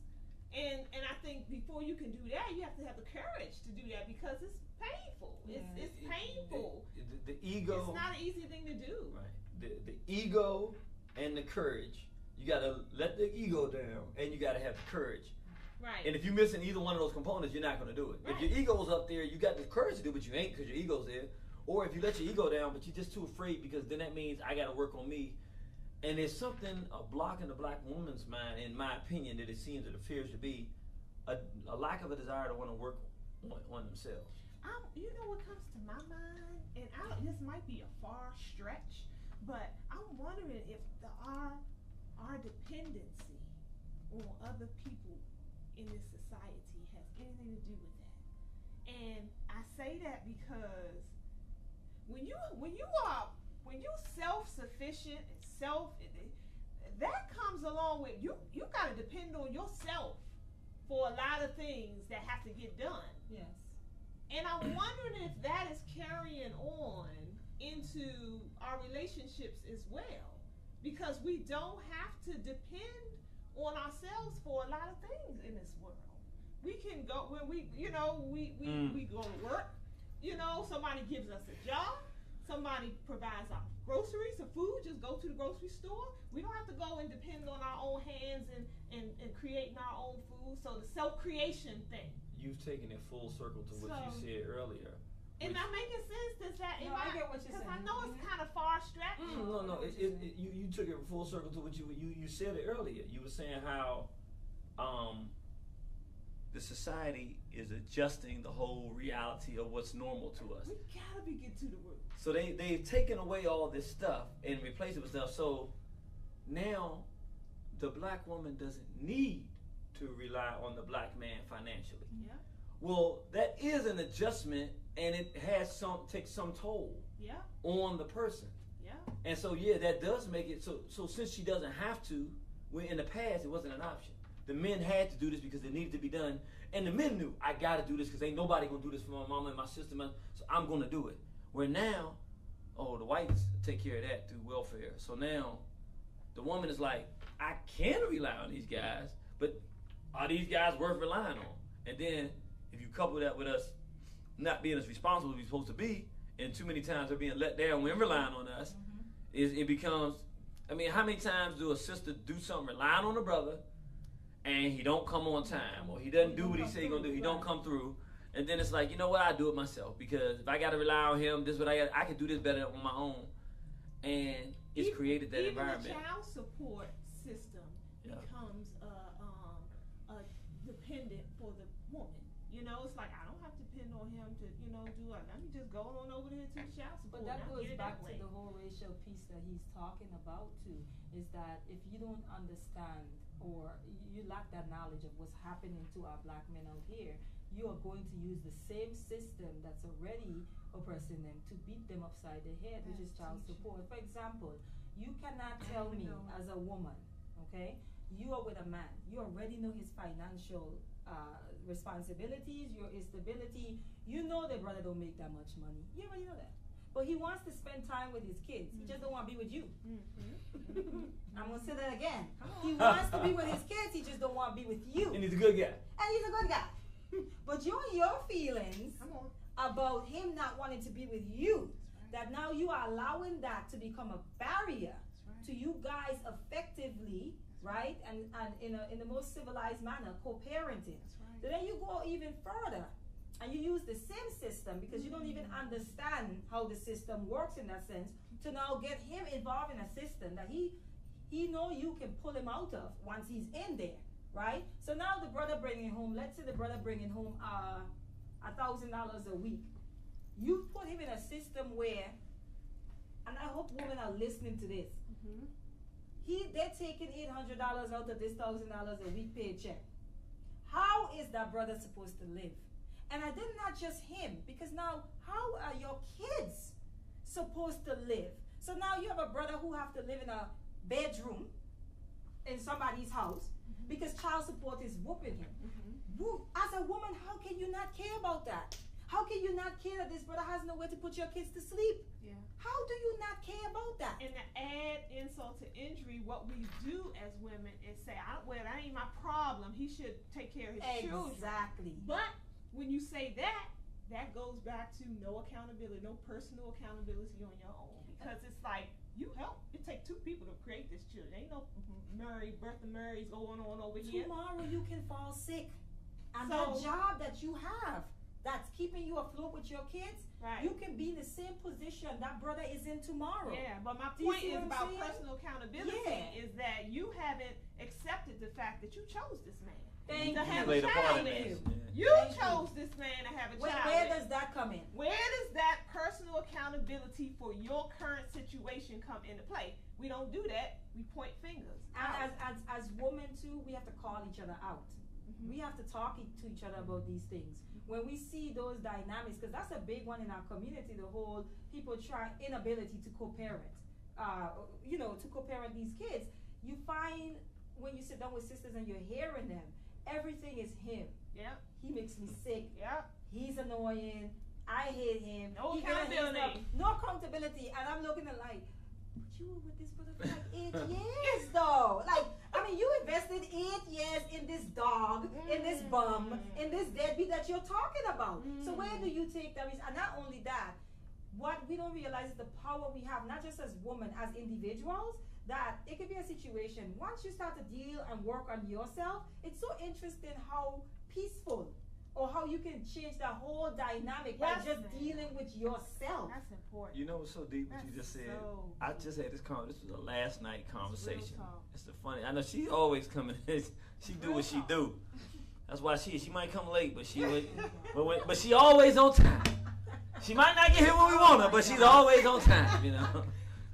But I was having this conversation last night, and we were talking, and the brother made an excellent point, and I said, "There's only one example I have that I can say to what you talking about." The brother said, "Whenever you ask a brother what happened to the relationship, a lot of times, not all the time, a lot of brothers will say, 'Man, I messed up. I was cheating,' or brothers will say, 'I messed up.' They'll start talking about what they did because at some point they'll start doing assessment." He said he's never ever heard a woman say, "What happened? Oh, He never, ever heard a woman say. I remember one sister I used to deal with said, this is what she told me. She said, she right here from D.C. I hope she ain't listening. But she said, I was with this brother, and I was married. She's married. And she said, I was like, I'm going to control him. And she was very specific in this man was the man. Like everything a woman would say she wanted a man, he had everything. The money and everything. Like she was very graphic. This was the man. But my thing is, I'm gonna control him. I'm gonna get everything I want. The money. He only gonna get intimacy when I want it to happen. All this kind of stuff. And some bad things happened beyond their both control, and then they ended up being divorced. And she said she did introspection, and she realized that men were very simple, and that women were the one that complex. She said I messed up the perfect relationship. She said, if I ever get it again, I won't. And she said, men only need 3 things. Food, sex, and peace. And if you give them 3 things, they ain't going nowhere. And she said, we try to make it all complex, do all this other stuff. We the ones that's complex. And she said that's the only woman I've ever in my life heard say, what happened to that relationship? I was messed up. And didn't put nothing on him. She said he was the perfect dude. I've never, ever heard a woman actually say that she was the reason for a breakup that I can remember outside of that situation. Now, am I wrong in that? I know some women who have, but the majority no. Okay. They're usually the ones who it's that person, the guy, he did this. I agree with you with the brothers. I've talked to men where they've said, yeah, I messed that up. She's a good woman, man. Yeah, I messed that up. And the lady would just zoom in on the fact like, well, he cheated on me. But because once a man cheats on a woman, a black man cheats on a black woman, that consumes everything else. In other words, they won't even say, however, I was negligent in this area. They're not. That's a no. The point becomes you cheated. That's all that matters. Everything else is like nada. Like no, nothing. We don't even have to discuss my failure as far as being a wife and so forth, because the fact remains you cheated. And most people say, oh, why cheat? Just leave. I hate that statement. I hate it with a passion, because that's to say, oh, if you're gonna cheat, you don't love me, and that's not true. That's not always true. So Women on are both sides. Yes, on both sides. Because a man can drive a woman to do it too. Yes, that's what I'm trying to say. So you're basically saying that we should be looking at the underlying layers of why The people root. cheat. Yeah. Why people cheat. And we give up on each other very quickly too. We cut each other off very, very easily and very quickly.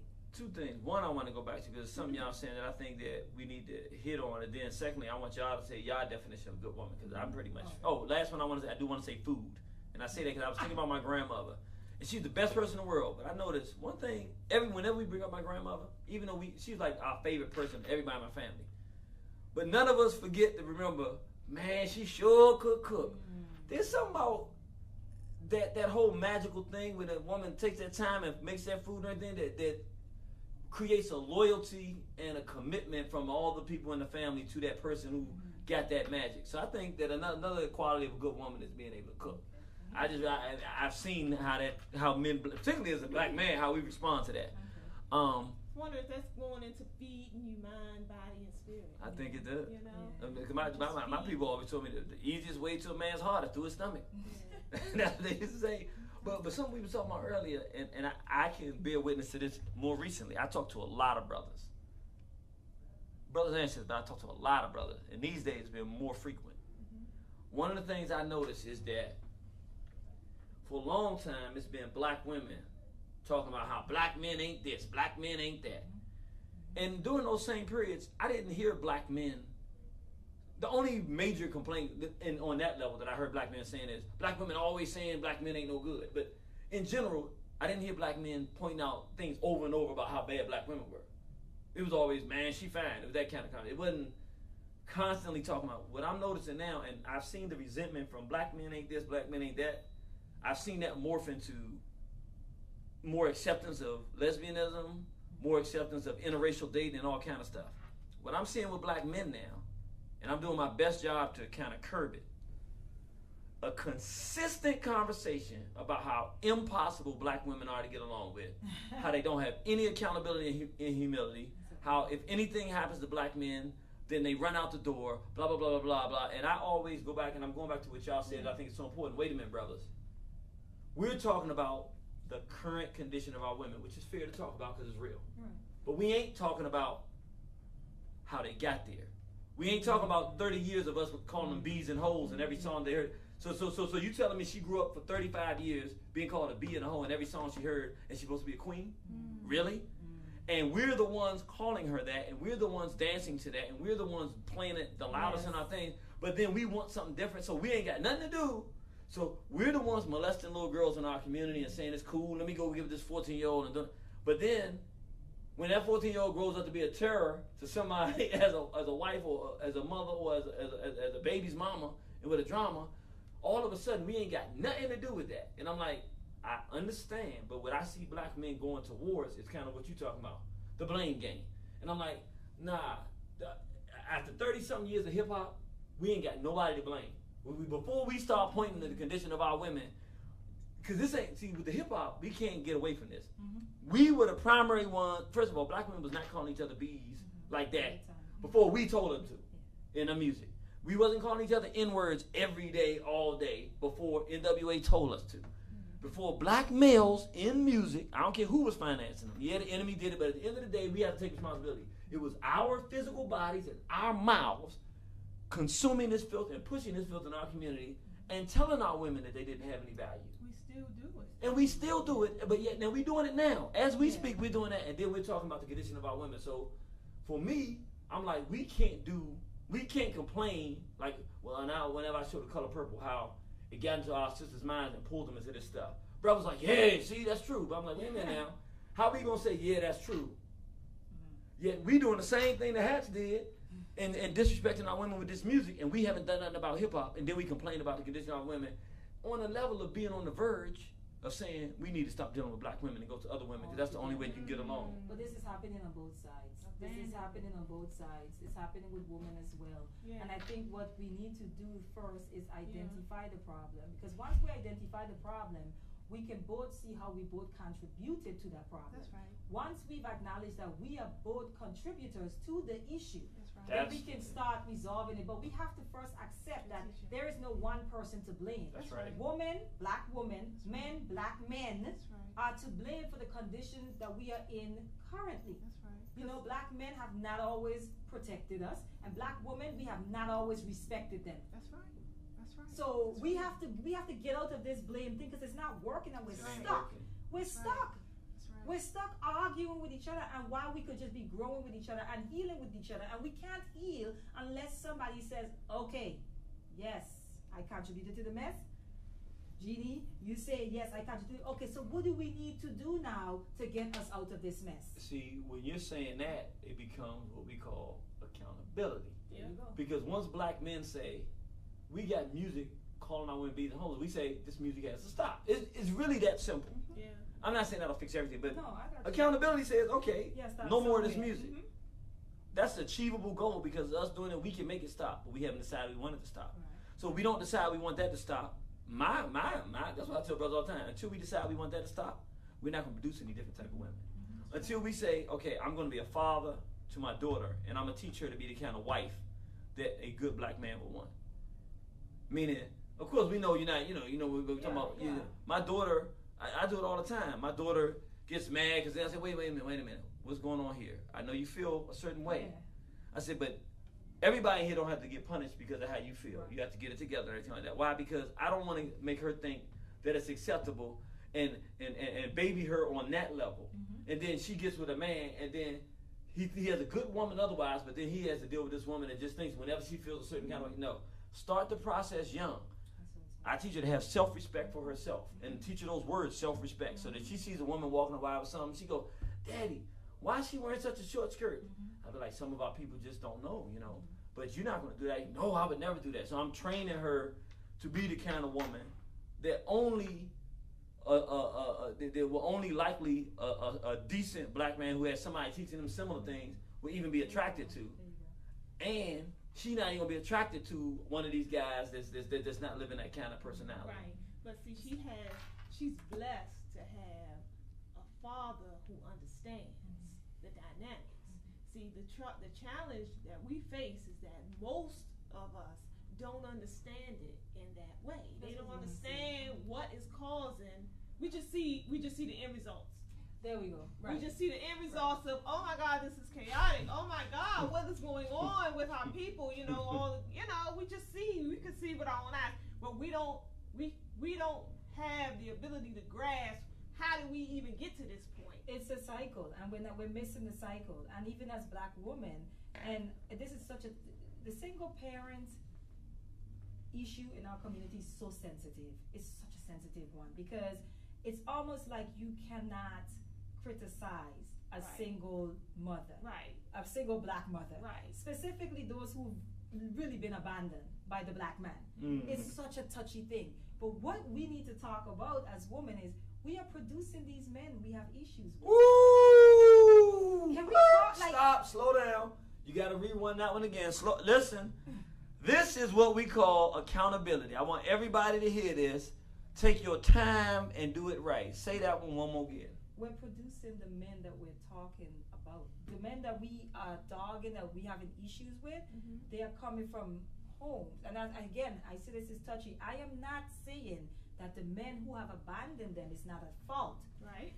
He is at fault. Right. But so is the woman who are raising them. That's right. So We how, need to talk about that too. So how are we producing these type of men? Excellent question. I think a lot of the way that we're raising our sons, right, as a single mother. Okay, so I have an issue with this. I have an issue with black women. I see it a lot. Labeling their 5 and 4 year old the men of the house. Mm. That's a problem for me. That's my boo. He is not your boo. He is your son.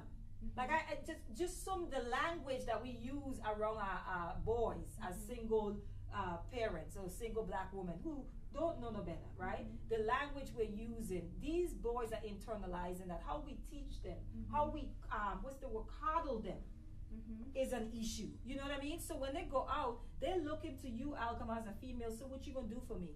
They're not coming to do for you. Because the woman who's been in their life, the first example of a female has done for them. What leaders are we talking about when we talk about leadership in qualities in men? When we say women want that, but most of our men do not know how to lead. And we used the word submissive the other day. Women do not want to submit to a man who don't even know how to lead. What am I submitting They're to? not gonna You're about do to that. take me down with you. A strong woman is not going She's to do not that. going Not to do it. comfortably, not comfortably. She'll be miserable herself. So who is teaching and that's what I said, who is teaching these men to lead? Because these women that are raising them are coddling them, right? And not only that, sometimes even destroying their masculinity. Yes, they Woo! Yes, ma'am. A lot of black mothers emasculate their sons. Yes, we do.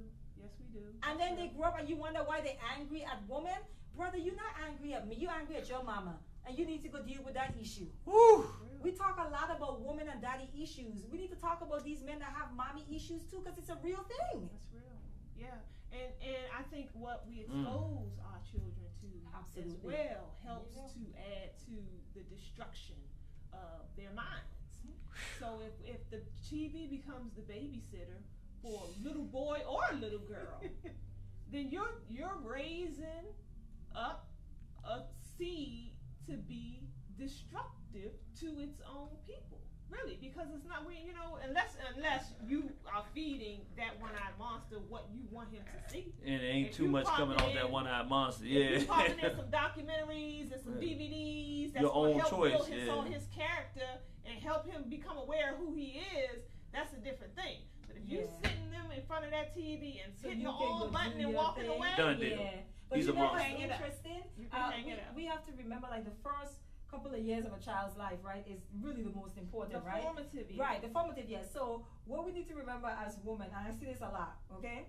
Not because now you in your 40s, about to hit your 50s, so you don't go into the church, you don't got saved and sanctified, and you wearing the long skirts now, okay? Your son is now 16, right? The first 16 years of his life, you was a party animal. That's right.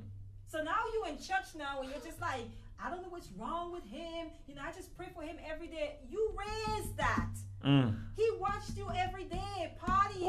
He was not your number one priority. But now you saved and you holy and you wearing your long skirts. You want him to jump on board. But you've already formed that mindset.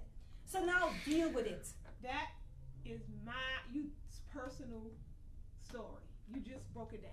That's my personal story. Yeah. When it comes to my son, I have a son, I have a daughter, and you just described his earlier years. Yep. You know, It's important. it's real. That's real talk, and you see the difference when you come into the light and you come into a sense of Yes. understanding, Yes. and you look back.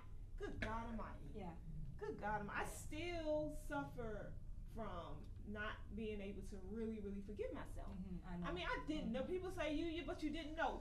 But what I know now and what In retrospect, in yeah. retrospect, Eat you. it's painful to watch how I didn't realize I was destroying my own seed. And that pain is good so you can help others and Yeah. talk to other mothers. What I was just about to say is that pain, you did what you did, but you don't understand by you saying what you're saying, because all of us can read that. You don't got to say no more. Absolutely, yeah. Everybody that's listening right now Yeah.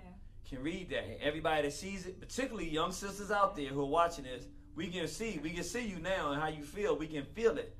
That's healing for other people. It's not just healing for people who are doing it and can stop, but the person that's going to have a child, you just gave a testimony to. I'm living proof that we gotta do better. We have got to do better. It is too much. Starts young. That's how that is. And when you think about what life is really about, what is life? What is more important in life than raising up a strong, powerful The next nation? generation. Yeah, and your part and role in doing that. I'm gonna be real, and I gotta You come can't back. be selfish about that. That's true. I gotta come back to black men though, because I want people to notice this. It really ticks me off. I hate people think I'm like a critical person. No, I made more mistakes than everybody at the table and on this. The only way I learned is through mistakes. That's how I learned. I walk uphill, everything. But the culture that drew you in to wanting to party was coming from black men singing songs, making that the thing to do. I gotta keep it real. We built a culture that says go and act uncivilized. We sing about it. We make it. Black men, we're creators. We're the seed planters. We're creators. Yeah, the enemies got us here. Yeah, they convinced us to do it. It doesn't matter. We created a culture that says do damage, destroy. Don't be about your family.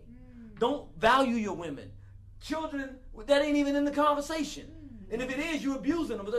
grandma's not in the conversation. Do We drugs. created a culture through Drink music. alcohol. Drink alcohol. Have sex with anybody. Anybody. You want. And leave your own women, because you watch the videos, the women are not black. They get as far away from the black as you can get. So every negative thing we created this culture, and I hear people right now, I can hear the brothers out there with the small hats. I ain't talking about the small hats. I'm talking about personal responsibility. We were the ones singing the songs. We made the beats to go with the songs. We did it religiously. We created a culture that consumed, not just you, it consumed all of us. We all got consumed, but we ain't came out and said, we created a culture that consumed it. We messed up. Let's change it. Look, let's stop, because it ain't like we did it yesterday. We still doing it. Still doing it. But I'm talking about the men. We doing it. I'm saying we haven't said no more of this. Right. Like the women did not come out on the forefront and start making trash music calling black women bees. We wouldn't have tolerated it at that time. We were in the position that had the power to make that happen in our community. We were the ones supposed to say no. The women could not have pushed that on us. We pushed it on you all. And that's something we got to take responsibility for. And we haven't. So when brothers started talking about the condition of black women, I'm like, men are leaders. And the truth is, women follow. We showed y'all how to be irresponsible. So y'all followed. Then we get upset about it. Like, how you upset about them not being responsible and not accountable? We ain't accountable. We are not accountable for the fact that we created a culture and destroyed them. If we're going to be accountable, that means we have to create a new culture. We're the men.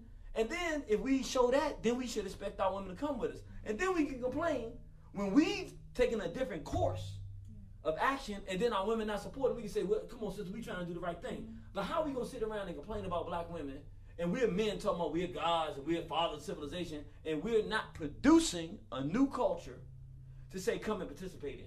I don't think it's right for us to do that. I'm not giving no. No. I mean, and but again, as men, we got to be responsible. and that's where we come in and we speak on the woman to the woman, because there's that balance, because they're both equally responsible for the imbalance that we are currently experiencing. That's right. There's a responsibility on both sides. It is. You know, and as far as like I was saying with the woman taking responsibility for the sons that they raise and the daughters as well. And I say that because the black community is a matriarchal community. It's not something to be bragging about. It's not something that we should celebrate it because of the way it has happened. But the reality is it's a matriarchal society. And so as women, we have to look at that and figure out how can we use that to our advantage for good. Yeah. Realizing that this is a matriarchal community. Yeah. Going back to matriarchal and personal accountability. Like for instance, when a man cheats, he needs a woman to cheat with. I hope so. Yeah, we hope so these days. Yeah. So personal responsibility, accountability. There you go. So sisters need to know how to be sisters. There's just as many There you go, women that's good. cheating than it is men. You know what I'm saying? You need to find a woman. So 9 times out of 10, the woman that the man's cheating with, they know there's another woman at home. But she's not thinking sisterhood. But she's not thinking sisterhood. She's not thinking, That's that good. how all that cup falls into play of the whole responsibility we have as women. It's like that's you real. have a So you're man, looking and saying, I don't want to destroy that family. yeah, and if That's- more yeah. women take on that responsibility, and a man coming to you and you see the wedding ring, or he got a woman and he's trying to get with you, and you're like, I'm not getting with you. That's good. It's gonna be that much more of a challenge for him to He got to go home and work that out. He got to go work it out to be because destructive to his own family. That's right. Yeah. That's right. Yeah, we play a role in that. Yeah, I agree. Let's do this. We got a lot of phone calls. Y'all want to go to some of these phone Let's calls? do it. Are we gonna go to some of our phone calls? This been outstanding. I know I've been enjoying it. I don't know about y'all, but let me see. I've been enjoying it. I've been learning. Let me go to 8347. You live on Chopping It Up. 8347. Yes. Hi. I'm just listening in. I'm doing good. No comments right now. All right. Thank you, sister. That's beautiful. She just tuning in. She said, I'm getting a good word. So we're going to go to the next call. 5383. You live on Chopping It Up. Hey, how you doing? This is Mr. X calling in, checking y'all out. How you doing, Brother X? How you all doing, ladies? All right. Thank you for asking. Well, y'all had a lot of information. Excuse me if I'm chopping up a little bit. I'm running through my office here, trying to run through the plantation from Mass. You trying to run from Massa? Not get your leg cut off? I understand. Yeah, I need this leg to get home. Yes, sir. Yeah, but we did some, on our show about why brothers don't get married. Y'all covered a lot of the stuff. We went over a little bit about polygamy and everything like that, and it got misconstrued because when you talk about black men in community and we talked about the conditions of our people and black men, and y'all touched on it a little bit too about the income gap between us and white people. So if we're talking about polygamy, then it's like, well, you, excuse my words, you N-words can't take care of yourself, let alone 3 or 4 women, because they're coming into this relationship not expecting to work. You must be able to take care of them economically. And, we divulged in that a little bit, and, we figured all of us put together couldn't take care of 1 woman, let alone 3 or 4. Point well taken. So you guys covered all those things, but one thing I wanted to say with regards to the woman piece, I'll stick there. And what black people or black men are looking for with a good woman. And me and Jeannie could attest to this, that we speak for the masses of black people, right? So the masses of our people, unfortunately, are eating McDonald's, for buying Gucci and Penny and Versace and stuff they can't afford, and don't have the right thinking and frame of mind to not just, because we can do procreating, we can always do procreating, but having healthy relationships considering where we're coming from. Because the biggest families are in the ghettos. Biggest families are in the project with 1 woman walking down the street with 6 men or 6 little girls. So, if you ask them what man are they looking for, then you're gonna get the pants that are tight, the fitted hat, doing something, selling drugs. You know what? Black women in general love us so much that they will take in a man who can't do nothing, can't provide for them anything, and let them sleep on their couch, and they'll provide. you know what I mean? So I guess for those sisters, that MGT training is just vital for the Child Nation of Islam. Just having those everyday, day-to-day things of what is expected of a woman for a man, and speaking from that woman's perspective, I guess I ask you ladies, they're speaking from, because you're coming from a learning position, what would you say to someone who isn't coming from a learning position, like some women I just talked about? Say to them about what? What would you say to a sister that's in the hood, don't know all this information you have? I'm from the hood. But he's saying they don't have this information. I'm from the hood. So okay. Right. You have to get around people. You have to change your environment. Okay. That is the main thing. Because if you're in the hood with a hood mindset and you're around other people with hood mindset, then you all will just continue to live a hood lifestyle. Hood life. So you have to surround yourself with people who think differently. And trust me, even in the hood, they exist. That's right. There are people right in the hood that you're in that do not think hood-like. That's right. You have to get around, and it could be older people. Get around those people. Yeah. Excellent. I agree with that, and I will add to her point to say that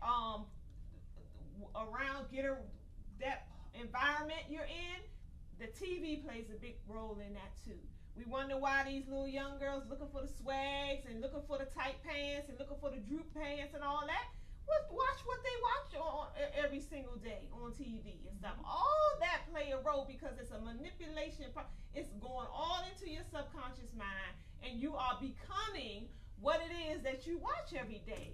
Garbage in, garbage out. You can't sit there and feed and consume your mind with all that garbage all day, every day, and expect for it not to affect your life. You're delusional if you think that's not the case. And I would say, I know he didn't ask me to, but I'm gonna say one more thing too. And this might sound trite, but I really think it would help if you a sister out there and you just everyday sister and you watching this for the first time and say there's some interesting stuff. To get a good book and read, to kind of replace some of your time from watching the television, like she just said, and saturating with that. Get some meaningful book about something black. Just something meaningful about something black that's mature, because something about reading, and I don't care if it's a man, woman, or child. Yeah. It don't even matter what race you are, really. Right. Even if you read something that's just about an interesting topic, something serious, something about reading that matures the mind and gives you a different perspective on the world. That's right. That's right. That's what helped me too. Okay. Me too. And be careful what you read, though. There's a lot of trash books out there. But when you go into the hoods, you know what they're reading. Those raunchy novel. I don't know what Trash they call books. them. You know what? Let me give a book. Start. I'm gonna give one so that the person who's reading it. Miseducation of the Negro. That's a good one. It's a great book. It's Carter G. Woodson. Again, it's called The Miseducation of the Negro. Is not gender specific. It's from the 20s, but you'll swear you reading it right. You swear he talking about what's going on right outside your house right now. And it's just an easy book to kind of understand and read through and get some good information. I agree with that. It's a good book to start with. My brother, you got anything else for us? Because I know you're on the plantation. I know they're looking for you. I do actually, and I do want to say that one, I'm married, I have 2 young girls, so I don't have to worry about that stuff. Straight black pride. Again, thank you. Yeah. Straight black pride, and I certainly coming from a position similar to Jeannie's, a local organizer, a freedom fighter in my area, in the incubation. Thank you. In the incubation stages. So eventually, we're trying to set up programs where we're having a community university for the children around in our ghetto areas, in the red line areas and stuff, and working with those kids to get to those women who are looking for a man who maybe give them something different. Because I call it the 4-block radius. I mentor a couple of ladies at the job, and I call it the 4-block radius. If you run into a different guy, but you get into the same situation, they all seem to look the same, they seem to act the same, they have the same vernacular, you know what I mean? And you're trying different guys thinking you're going to get a different result, but you're not actually you get the same result that you got previous to. Right. So I'm definitely going to forward this show, this particular show, especially with the sit down with the young ladies and chops it up and gives that good information. I think once they hear what I've said and it's similar to what y'all saying, that's all you need is one solidification. One person gives credence to what you said. It's like, oh, I've heard this before. Maybe it's true, and then it kind of goes down that rabbit hole. So keep doing what y'all doing. I'm gonna be listening every week. Thank you, my brother. Watch out for them sticker bride bushes up there in this plantation. Keep doing that great work too, brother. Thank you. All right. Strong brother right there. They got some good work they're doing there. Really appreciate that call. Tell everybody, because I'm going to our next call. Our next call is going to be, we're going to 1127. So just hang on with me, 1127. I'm about to come to you right now. But tell everybody about your program this Wednesday's coming up. Oh, yes. We also have a show called the Empower Hour right here on the Elife Media Network. That takes place every Wednesday from 2 to 3 p.m. You can catch us on elifemedia.net. We Facebook live stream from my page as well as Hanifa, but you could probably easily find it more on my page, which is Al Kumar Malik. I have several pages, but I'm kind of maxed out on my main page. But if you put in my name, Al Kumar Malik, you can kind of link to us there, or the Empower Hour talk show Facebook page. Keep forgetting about that. Mm-hmm. Yeah, the Empower Hour talk show. Like us there on Facebook, and you keep up to date with that information there. This Wednesday at 2 p.m., our discussion is also going to be on relationships. Mm-hmm. It is what is it? The black relationships, the good, the bad, the ugly. Yes. Is that it? Mm-hmm. The good, the bad, the ugly. So we're going to be digging even more deeper into it this Wednesday. Yeah, I heard how she tried to just throw it out there. Yeah, I'm kind of maxed out on my main page right now, So y'all ain't gonna be able to get in because I'm so popular. But you're right. Ain't nobody like me. You're right. But they don't try, right? So, I'm glad you finally admitted it. So if I can say something as well, Jeannie. Yes. If you, as many of you guys are aware, in the Caribbean, Hurricane Irma kind of swept through there. Yeah. So the U.S. Virgin Islands is where I'm from, St. Thomas specifically.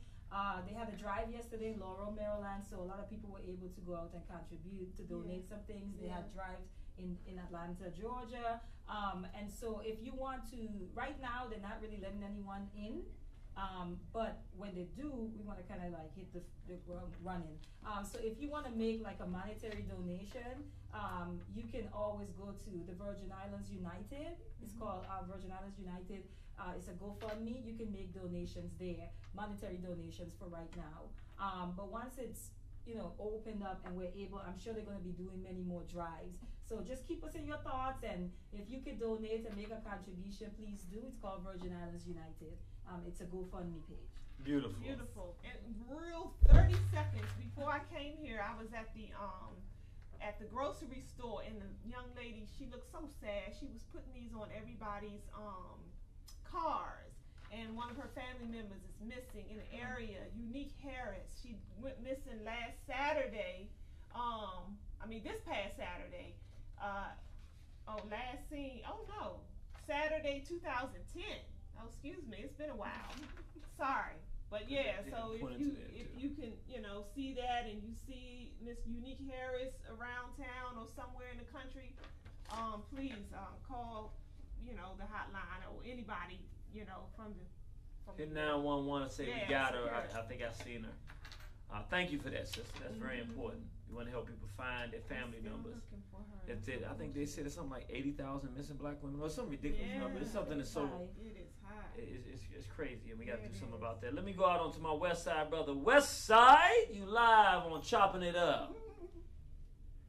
Peace and blessings to you, Brother Jeannie, and the guests. Greetings, brother. Hey, did you get your shirts yet?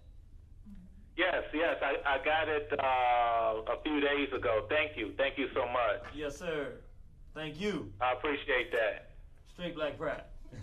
Great Black Pride. I have a question for the two sisters, or anybody can answer, really. It's kind of like a two-fold question.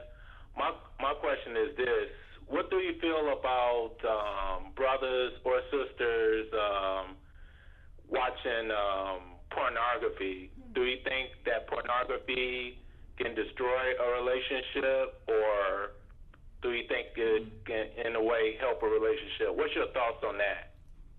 Excellent question. Woo. Well, I'll tell you, I give you, without naming names, a personal scenario that's close and near and dear to me about relating to pornography, where somebody that I know was watching pornography so much and so often and so frequently that they decided that they wanted to go and fondle with the little girls that was in the same household as themselves.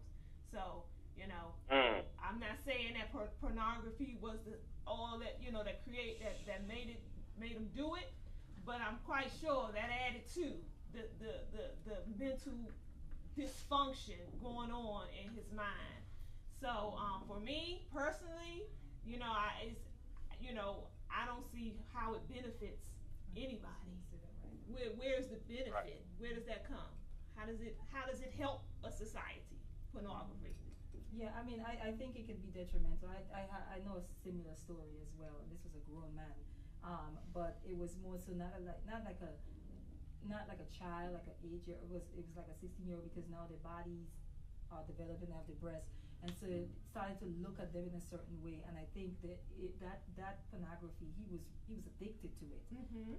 It's kind of what led to that, the objectification of bodies that are still developing. Mm-hmm. That's an issue. Mm-hmm. And then it could trickle over into relationships and how you treat the woman or your wife or whoever, their bodies as well, as just something to be kind of like taken advantage of. I think that can contribute to it as well. Yeah. Yes. And just adding to, I think when we get into a point where we casually are like entertainment, are we casually being entertained by sex, then what I'm saying, that was not the purpose of sex. The purpose of sex is to procreate. Yes, thank you. So if we, it? huh? Well, That was the main purpose. Yeah, but and for adults, it's also communication. But to your point, I think, and I agree with that, but specifically when we casually watching other folks have sex. In other words, if a man and woman are together and they just decide as communication, they married or whatever, and they go on to have that intimacy, and it's a form of their communication, that's not a problem. But like you're saying, what we're talking about is actually, it's not you two in the thing. That's my point. You're we watching, have really, come on, let's go sit down and watch a movie. As an entertainment. Yeah. And it's not that this matters, but it's not even, which would be just perverted, but you're not watching a husband and wife go and be intimate. You're watching the most perverted sodomy and 3-on-1 and do it with animals and toys and you name it. knows? Anything you White desire. sex. White sex. Yeah, what they've literally done is given us a doorway into the European mind. Yeah. It's a doorway into that, and this is not being critical of anybody because I know this stuff was put on us. I mean, Baba Baruti says when you swimming in a sea of insanity, you're bound to get wet. But I will say this: what I have seen is that pornography is very dangerous because, at the very least, it pulls you closer to all of these European sexual extremes that we know of that we don't want for our community. Even if you don't get it, it pulls you. You may not be homosexual, but you're going to watch two dudes with a woman. Yeah. You may not be lesbian, but you're going to watch two women with a guy. And then women going to do something with each other while you're doing it. Absolutely. So even if you may not be a pedophile, but you're going to watch a guy with a girl that looks like she's younger with a nurse uniform on. You know what I'm saying? Yeah. It just, into them six fantasies. It does something. Just like what we're talking. Just if regular television does something to the subconscious, what do you think? Pornography is just that as well. Come on. It seeps in, and you find yourself having these crazy dreams. You find yourself where you see a young lady. You know she's young, but you're looking at her body. that's You're a grown man. 100% That's right. correct. It happens. And we are living in a sex-crazed society. How did it come that way? How is everything on TV and movies and radio? Everything has got to put sex is all in it. How is that possible? And if I could, I know this is going beyond where you were going with it, but the truth of it is, going back to what both, I think you said earlier, we got to be careful about letting our children sit in front of TV because the cartoons, I really studied this now, all the cartoons are is child pornography. They don't always have naked people, but they have overly sexual messages that are in them that are targeted towards children to pull them right into, so that by the time they're 12, they're ready for, after they done watch regular TV and Empire and all this, they ready for pornography and us going the wrong direction. So, And then we wonder why our children know so much about sex. You're in elementary school getting calls, little children in the bathrooms giving each other oral sex and all that stuff. and they supposed to be somebody's husband or wife at some point down the line. Yes, it's a sex-crazed society. So I think, and he was asking more for adults. I also think something happens too. This is one thing that people don't talk about, but when you start watching pornography, particularly if you get addicted to it, and I've heard a lot of people say this, you start no longer being satisfied with one man, one woman, you and your wife's intimacy, or you and your husband's intimacy. You start stretching for the next experience, or whatever the case may be. And a lot of times what it does, you become dissatisfied with your partner. And that's what a lot of times would lead to people going outside the house because maybe she doesn't want to do anal sex, but you like, I've seen this, I want to do it. Or he doesn't want to do a threesome, but you like, I gotta try this, you know what I'm saying? I've had brothers tell me that they knew a sister, and he had to leave her because she wanted to be raped, she wanted to have a gang rape, that was her fantasy. And he's like, I wanted her, but if she wants that. Oh, horrible. Yeah, but I mean, this, real. when you watch this pornography, you might see something and trigger stuff, and that's the last thing I'm gonna say, because you asked a simple question, but when two people meet and you haven't been exposed to a bunch of crazy stuff, whatever's in y'all mind is what y'all producing your own fantasy or your own thoughts. You never know what's going on in the mind of your partner when you start putting this stuff on in there and y'all are seeing stuff. Because you go, oh, that's crazy. Look, that ain't necessarily what the partner's thinking. And you don't know what trap door, when you watch pornography, that you open in somebody's mind, there's something that they just can't restrict from trying to try.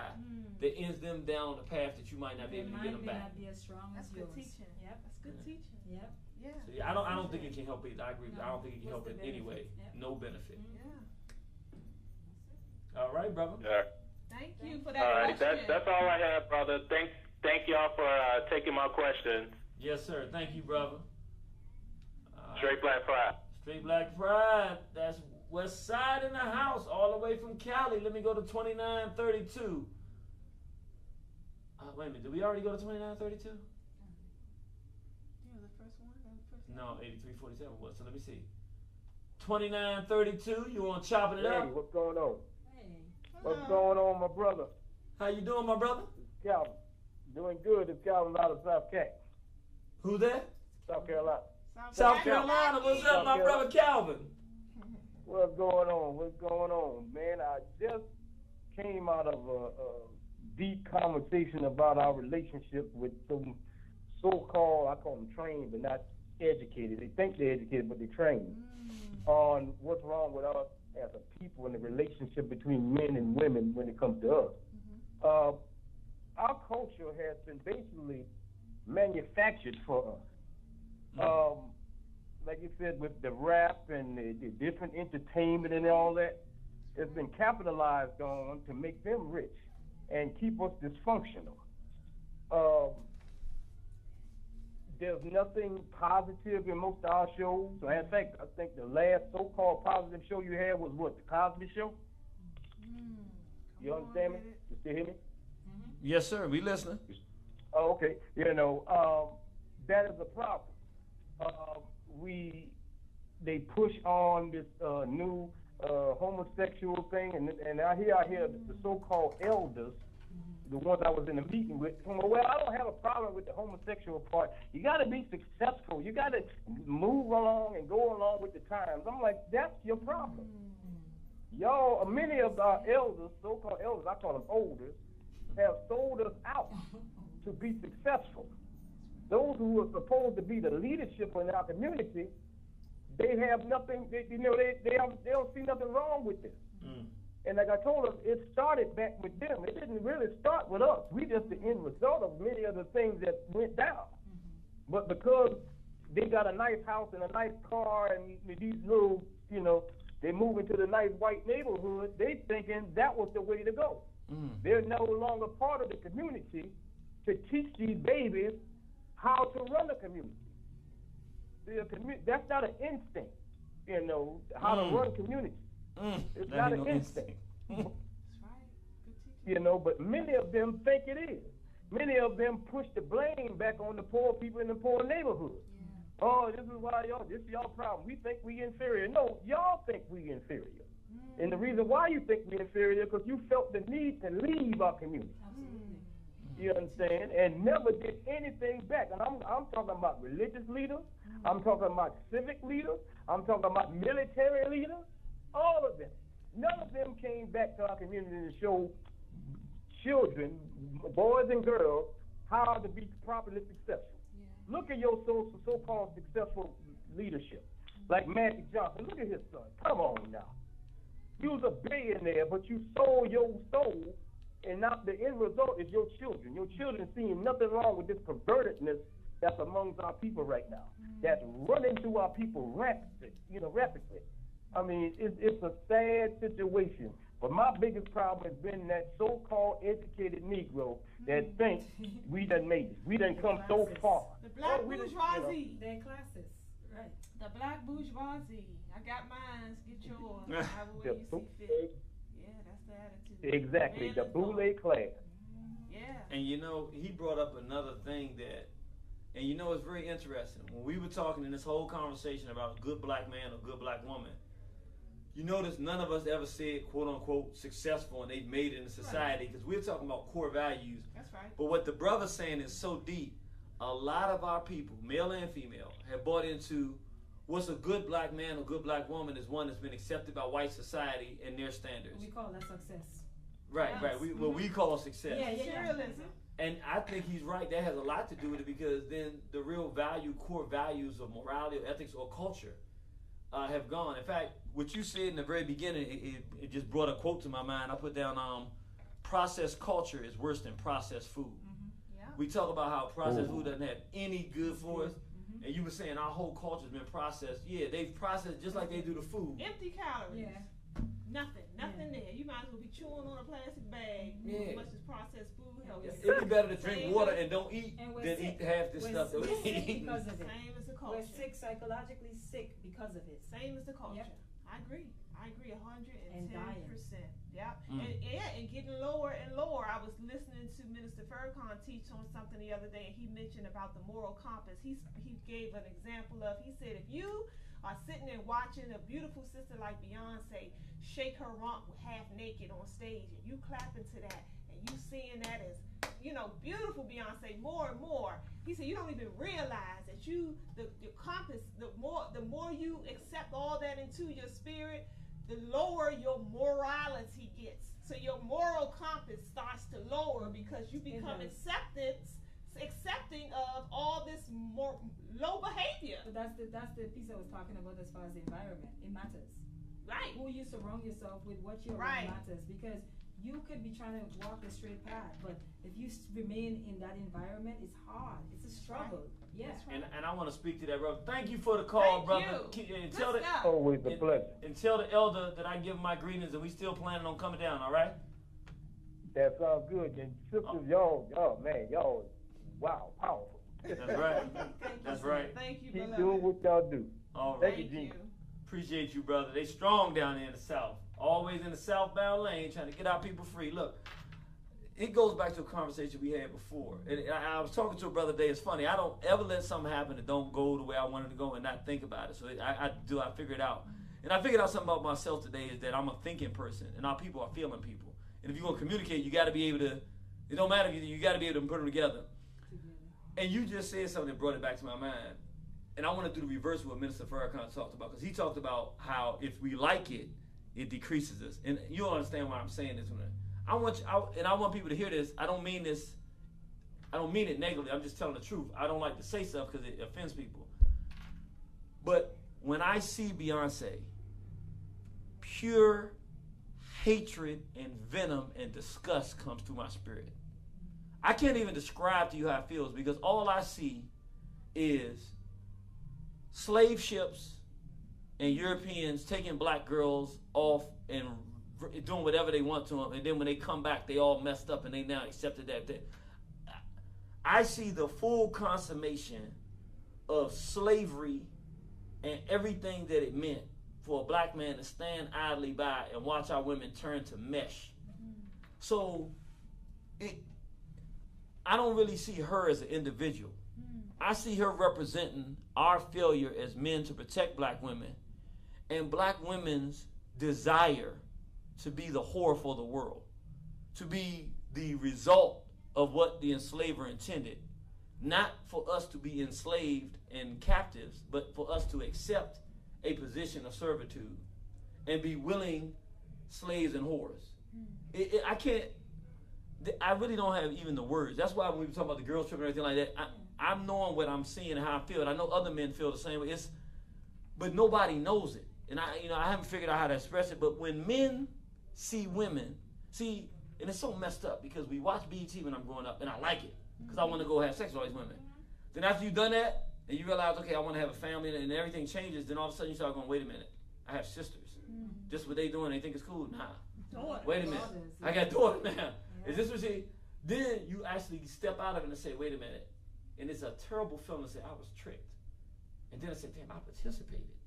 I said, damn, maybe I made somebody some of that. And then you think of the damage you created. Then you step back now, because now you're in your right mind where you're halfway saying, okay, we need to produce something. And now you look, and then you see somebody that's an icon for dragging your women and daughters into the direction, the exact opposite direction of you being able to respect them and protect them. Because you want to be a man again. You want to say, okay, we're responsible for this. But there's no way some naked whore shaking it. I'm not helping her. I'll be honest with you. I would never, it's not in my spirit to go out there with some half naked. She's stripping around there, and then some guy say something. And he shouldn't say, I'm not saying he should disrespect, but I'm not getting involved in that. You're waving the flag of whoredom, and then you're calling for me to save you. I got to first save you.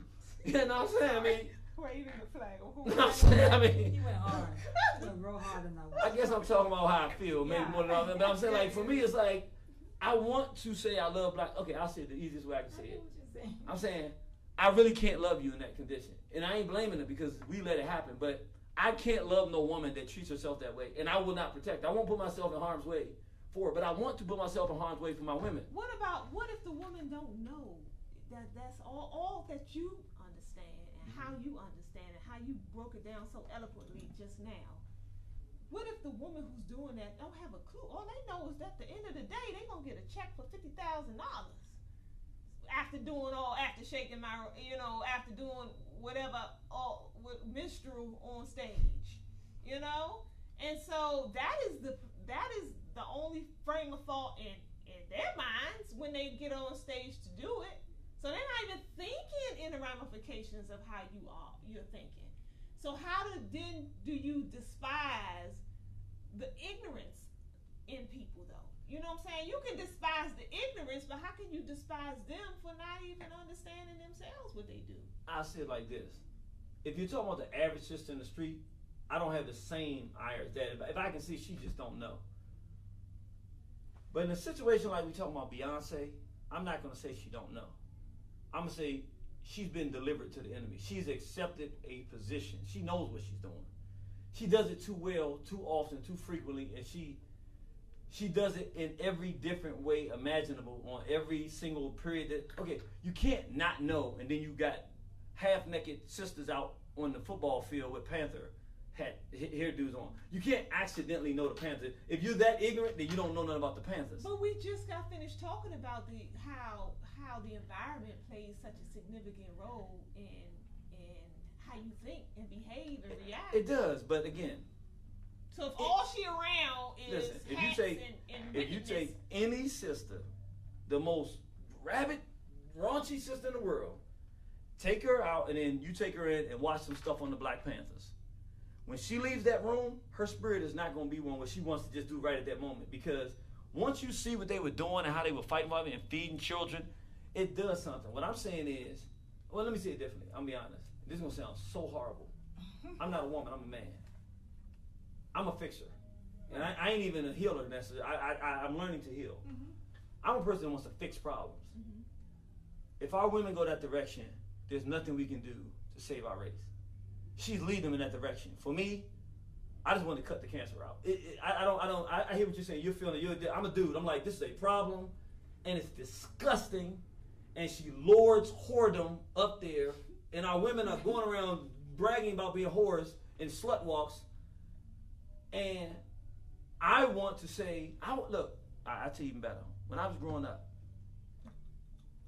I was very, very, very arrogant. I was in school in Massachusetts. It was 10th, 11th, 12th grade. I was arrogant about how superior black women were to whites. It might have been some Southeast, but them whiteys, they hated me. I was obnoxiously arrogant about the superiority of black women over white females, to the point where even I will say, in retrospect, I was way out of control. I mean, I would go up to white females. Look at this. No, I'm serious. Look at this. I understand how you. I was obnoxious about it. From that time to now, I still have the same love for black women, but I can't honestly say the condition is that much superior to white females.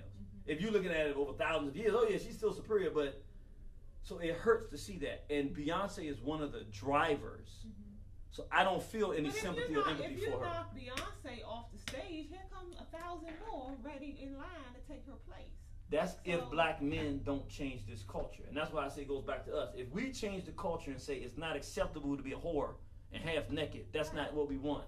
We want the Queen Latifahs before she decided she was a bee in the girls trip and setting it off and all that. We want the Queen Latifah that said ladies first. We took that as saying sisters need to stand up and be good women and be proud and whatever it meant. We liked it. Yeah. But my point goes to you want that, and there's a lot of other brothers out here who do too. But there's a lot of people out here that say, shit, give me the B, give me." Well, they gotta lose. They gotta lose. There's the term the bad B. That's the new term. Right. I want a bad B. So my point becomes then. It's not so much the people that you can replace. It's the mind state. It's the mind state that we've actually normalized insanity. We have, but then it goes back to responsibility. Then as men, we're failing because we haven't won the culture war. The men who are black men who are responsible. In fact, when we talk about nobody first, there is somebody first, in my opinion. Mm-hmm. I'm not saying black men are more responsible than black women for doing this, but I'm saying there's a first step. You can't expect black women in a culture that says we hate you, we rape you, molest you, we abuse you, to then be queens. It's ridiculous for us to ask. Right. I'm going to say, black men, the first step is we got to take the culture back. Mm-hmm. We got to go back to a culture that says this stuff is unacceptable, and we got to take power. It ain't even a negotiation. We got to literally say we're not going to allow this stuff. And that's the first step in this situation. And it starts with simple things. With like not calling your sisters bees. Not calling yourselves the N-word. Good God, they're trying to make an excuse. First step. They're trying to make an excuse for protecting Right. Because there's a lot of situations where we see these videos that circulate now, where you'll have a brother beating a sister, and the people that are videotaping it, or are men. And then you also see a lot of these fights with these young girls. I'm talking teenage girls, and the men, the people who are cheering it on, they're surrounded by a bunch of young black 16, 17, 18, 19-year-olds taping this. Where's the protection? Where's somebody to step in and say, breaking them up? Yeah, it's not even there anymore. So I agree. There's some protection that needs to come back into play, because black women do not feel protected by black men out here, and that's a big issue. And we aren't protecting our women. Right. You don't feel that way because it ain't happening. That's right. Yeah. I remember a brother put a post out recently and asked that question: women, do y'all feel protected by men? And it was like 100 responses, and 98 of them said no. I was so heartbroken. Broken. I was like, damn. But you know, and then that's the real. women trying to make excuses for that. I'm like, how you gonna make it try to justify what the woman just said? See, and that goes back to the accountability. As men, we haven't been responsible, haven't protected our women. Then, when the women finally tell us the truth, we say that the women ain't accountable. So now the women come and tell the truth. Then we want to beat y'all back down. Yeah. And don't want to hear the truth and say we haven't, and then take responsibility. It drives me nuts. Yeah. It's a lot. Yeah, it's like we're going in circles though with this stuff, and I'm like, someone has to just stop and say, like you're pushing the brothers to say, let's take responsibility, let's take the lead in this. Yeah. That's where you break that circle open. Someone has to do it. Yeah. You know, and so you holding the brothers accountable is a good thing. And as females, we have a part to play in holding each other accountable as well. That's right. That's a part of sisterhood. That's right. You know, so yeah. Because I would say that, a big part of the whole family construct, I think what plays a big role is, all this infidelity and all this disloyalty going on. Cheating behind your back, and scheming and conniving and all that stuff. Women, we gotta stop that, because we play a role in that. If you know this man has a family at home, then don't participate in destroying that family. Because you bringing it in, and then the sister hurt, she come to you with her pain, and you want to fight her. You need to be more. You need to know your man, or you were doing your job and all that. No, you are helping to destroy that union. And you know what else happens? You know what else is happening these days? You got a lot of women who are celebrating. They want the R. Kelly dude, the nasty, disrespectful, but the good man, who's a good dude, she bored with him. She can't stay at home with that. She gonna go run and do her thing and everything because, well, she don't even want the good man, or if she got a good man, she take him for granted, and because that's boring. I think for me, at least from what I've seen, with women who do that, where we talk about this, where a woman grew up a certain way, and this is what love looks like for her. And so now she's in a relationship, and it's the relationship, because this is not how she know love to be, it makes her uncomfortable. So what I need to do now is create a space where I'm comfortable, and that space may be chaos. Because there are a lot of us that grew up in dysfunction, and dysfunction is all we know. And so when we get in a relationship and it's not dysfunctional, we make it dysfunctional. It's a survival thing. Yep. It's a survival thing. It's sort of like if something don't pop off right now in this relationship, if you don't get upset and punch a wall or something, I'm gonna lose my mind. And so that's where you come here and see a lot of provocativeness on the woman part, where we provoke the brothers to anger, right? Yeah. And so it's like, yes, and she don't leave. She don't leave because that's normal to her. That's really what she wants. Right. So the piece with good brothers, that you see women and they're still doing wrong by them, there's a brokenness involved in that with the woman. And there's a brokenness, and we gotta get to the root of that within ourselves. And that's what you have to shut down as a woman, when you say you done destroyed that one relationship and that was a good brother. If that's you, and that has ever happened, and you look in retrospect and you say, that was a good brother, I messed that up. A female I'm talking to now, because you said men tend to do it. If that's you, you should not be jumping from relationship to relationship, carry that baggage with you.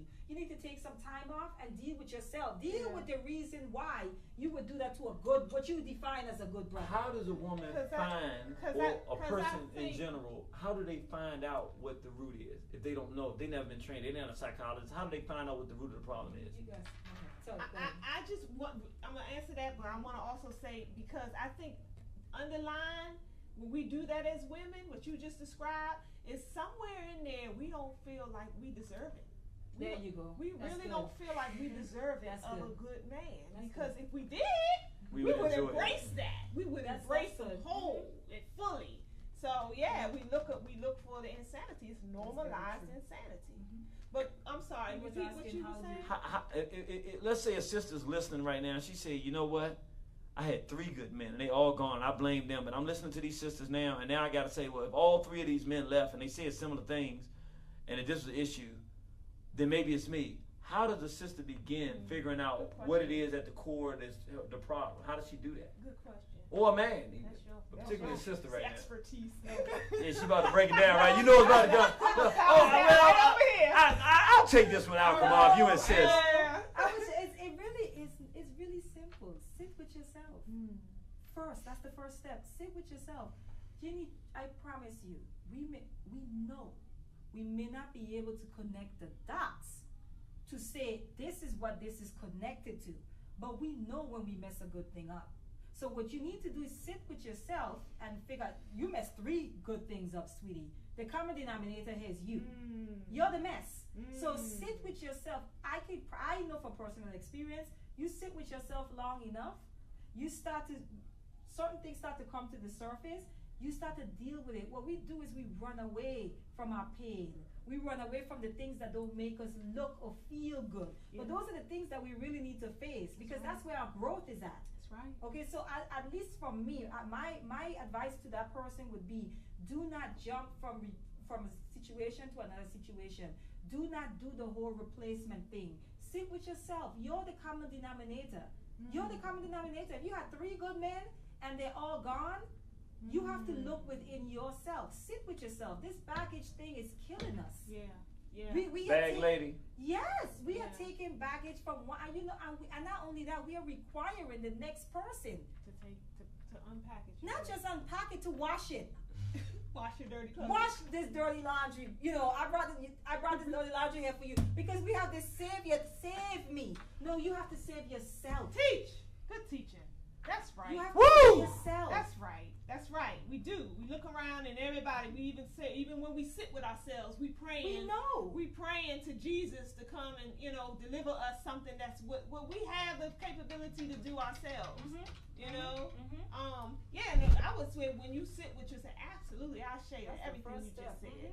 African Holy Ghost up in here. Yeah. She had. Ashe. Oh. Sit with yourself and pay attention. Pay though. attention. Pay attention, because we really headphones, TV, Distractions. Yeah. turn the radio on. So you saying, girl, let me call my girlfriend. sit with yourself ain't sitting down watching a movie. You saying turn off the TV, turn down the Take lights. a walk in nature. Just go Find quiet. a meditation class. Something. And what I find that works for me is if I'm hearing something, especially if it's multiple occasions, the same thing about Same me thing, that's yeah. not such a pretty thing. Yeah. Multiple occasions.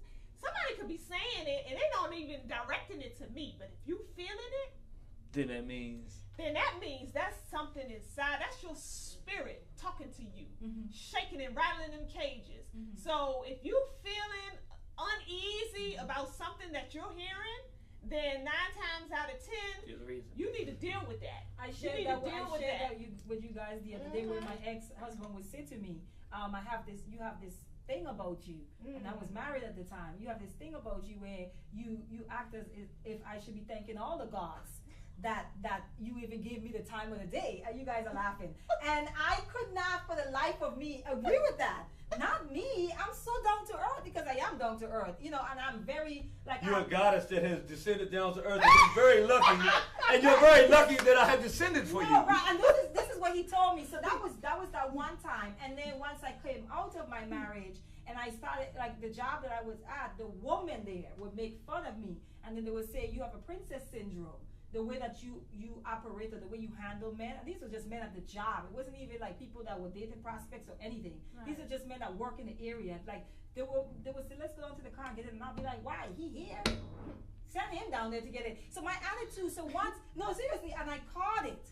Once I caught it, I became conscious of it. And so when I interact with men, I'm very cognizant, I'm very aware of that. And because it's not a good thing. It's not a good thing, because you carrying people as if you could get dropped at any time, you know? So I'm very cognizant of that. If I am not into you, I cannot entertain you.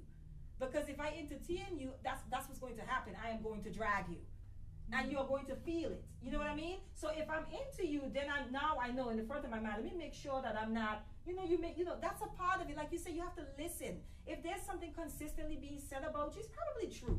Yeah. Especially by people that don't know each other. Yeah. These are three different Your guys and three spirit different will areas. let you know Yes. that it's true. Your spirit, the way you feel about what you hear. Yeah. Like I said, you could be saying something casually, and I'm in the room. You ain't talking about me. You ain't even thinking about me. It's true. But you In said general. something that hit my spirit that made me feel uncomfortable. That's because We need to listen you're to like, that I do stuff. that. So We I need to to check tap that. into Yeah. that. Or you heard it, or you, like you said, the spirit just goes, huh?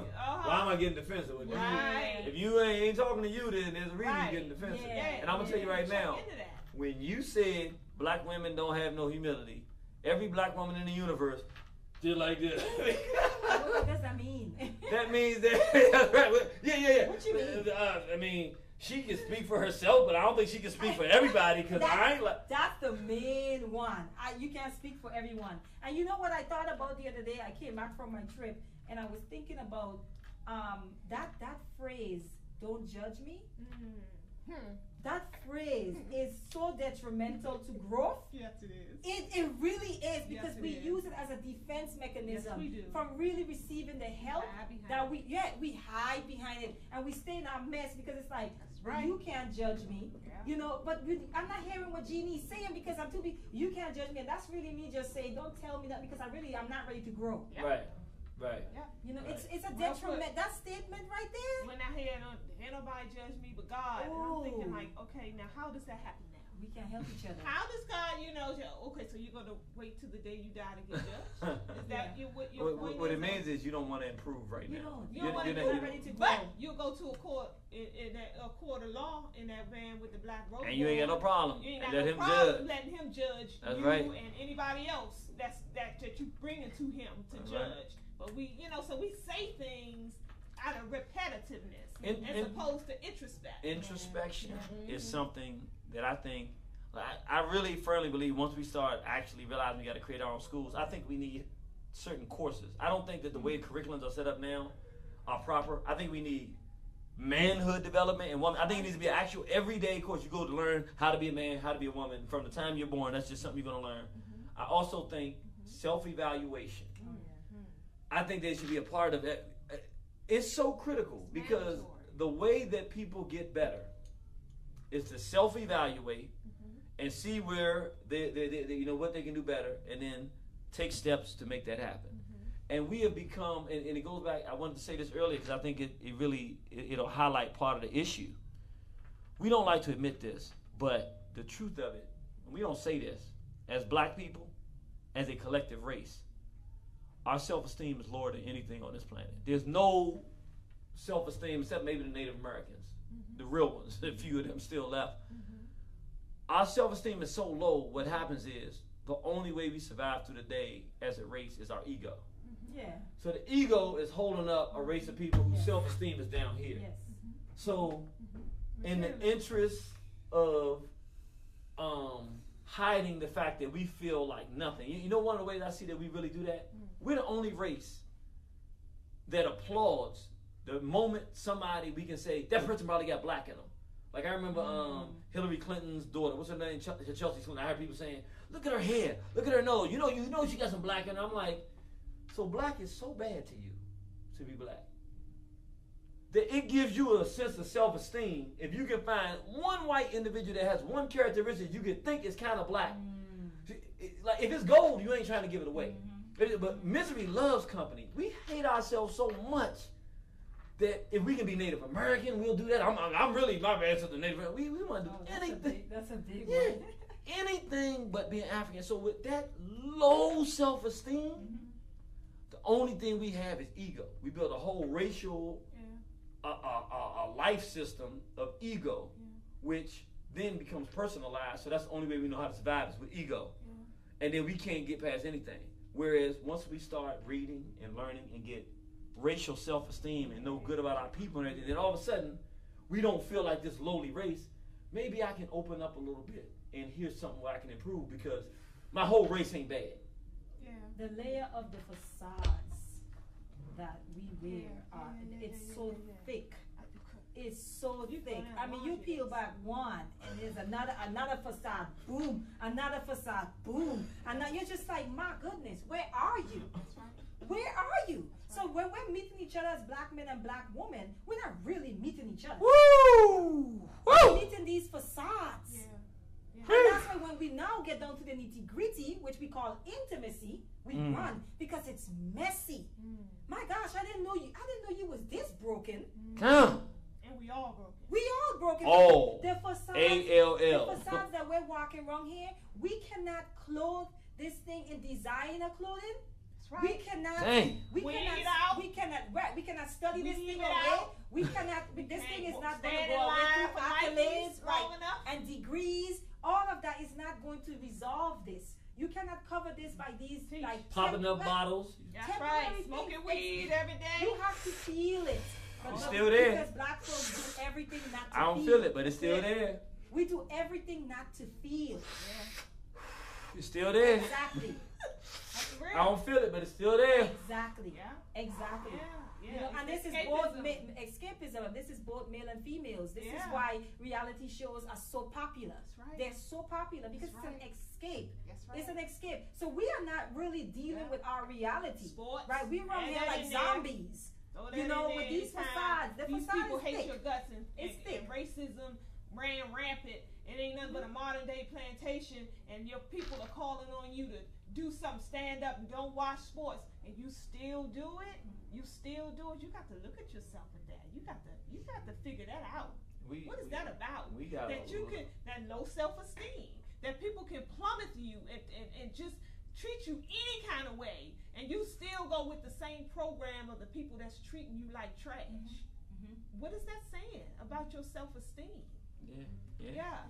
And I think those of us who proclaim that ain't nothing wrong, look at me, I turned out fine, I'm good. I'm good. Those are the ones that have the most sickness. Those are the ones that are more sick than the rest. And we all got ills. We all been touched to the tentacles. We are in this society. We're in the sea of insanity. We are in it. We in all the belly of the beast. So ain't no way in triple hells that you think that you can be living in this society your whole life long and not be touched by its tentacles. And if you do, you think you good, you are usually, those are the ones that have the most insanity. You know what I realized too, both male and females, I've talked to both male and females, the facade I'm talking about, when you really talk to them and you get to the root of, you find that it goes back to childhood all the time. They've been building this facade since they were children. It's a survival mechanism. You know what I mean? Because what the facade does is protecting the real me. Because I feel like the real me, if the world really sees who I am, I will not be loved. That's right. I will not be accepted. That's what it boils down to. That's it. And if we talking about tangible things that some of the things that happen, sexual abuse, I would say is probably 65%. If you talking about 65% of, if you took that away, we'd be dealing with the 35% the rest of the issues that we did, in my opinion, because it's so rampant. It is. Both male I and agree with female. that. Both male and female. I say probably 65% of the problem of We don't social. even talk about. That's a big one. Then also another one, the light skin, dark skin dynamic in our families. It doesn't matter which side you're on, because I'm not. The more we talk about it, I realize light skin, brown That's skin. a real thing. Yeah, the brown skin people probably don't get it as much, but the dark skin and the light skin people both are getting it, hitting from different ends. Yes.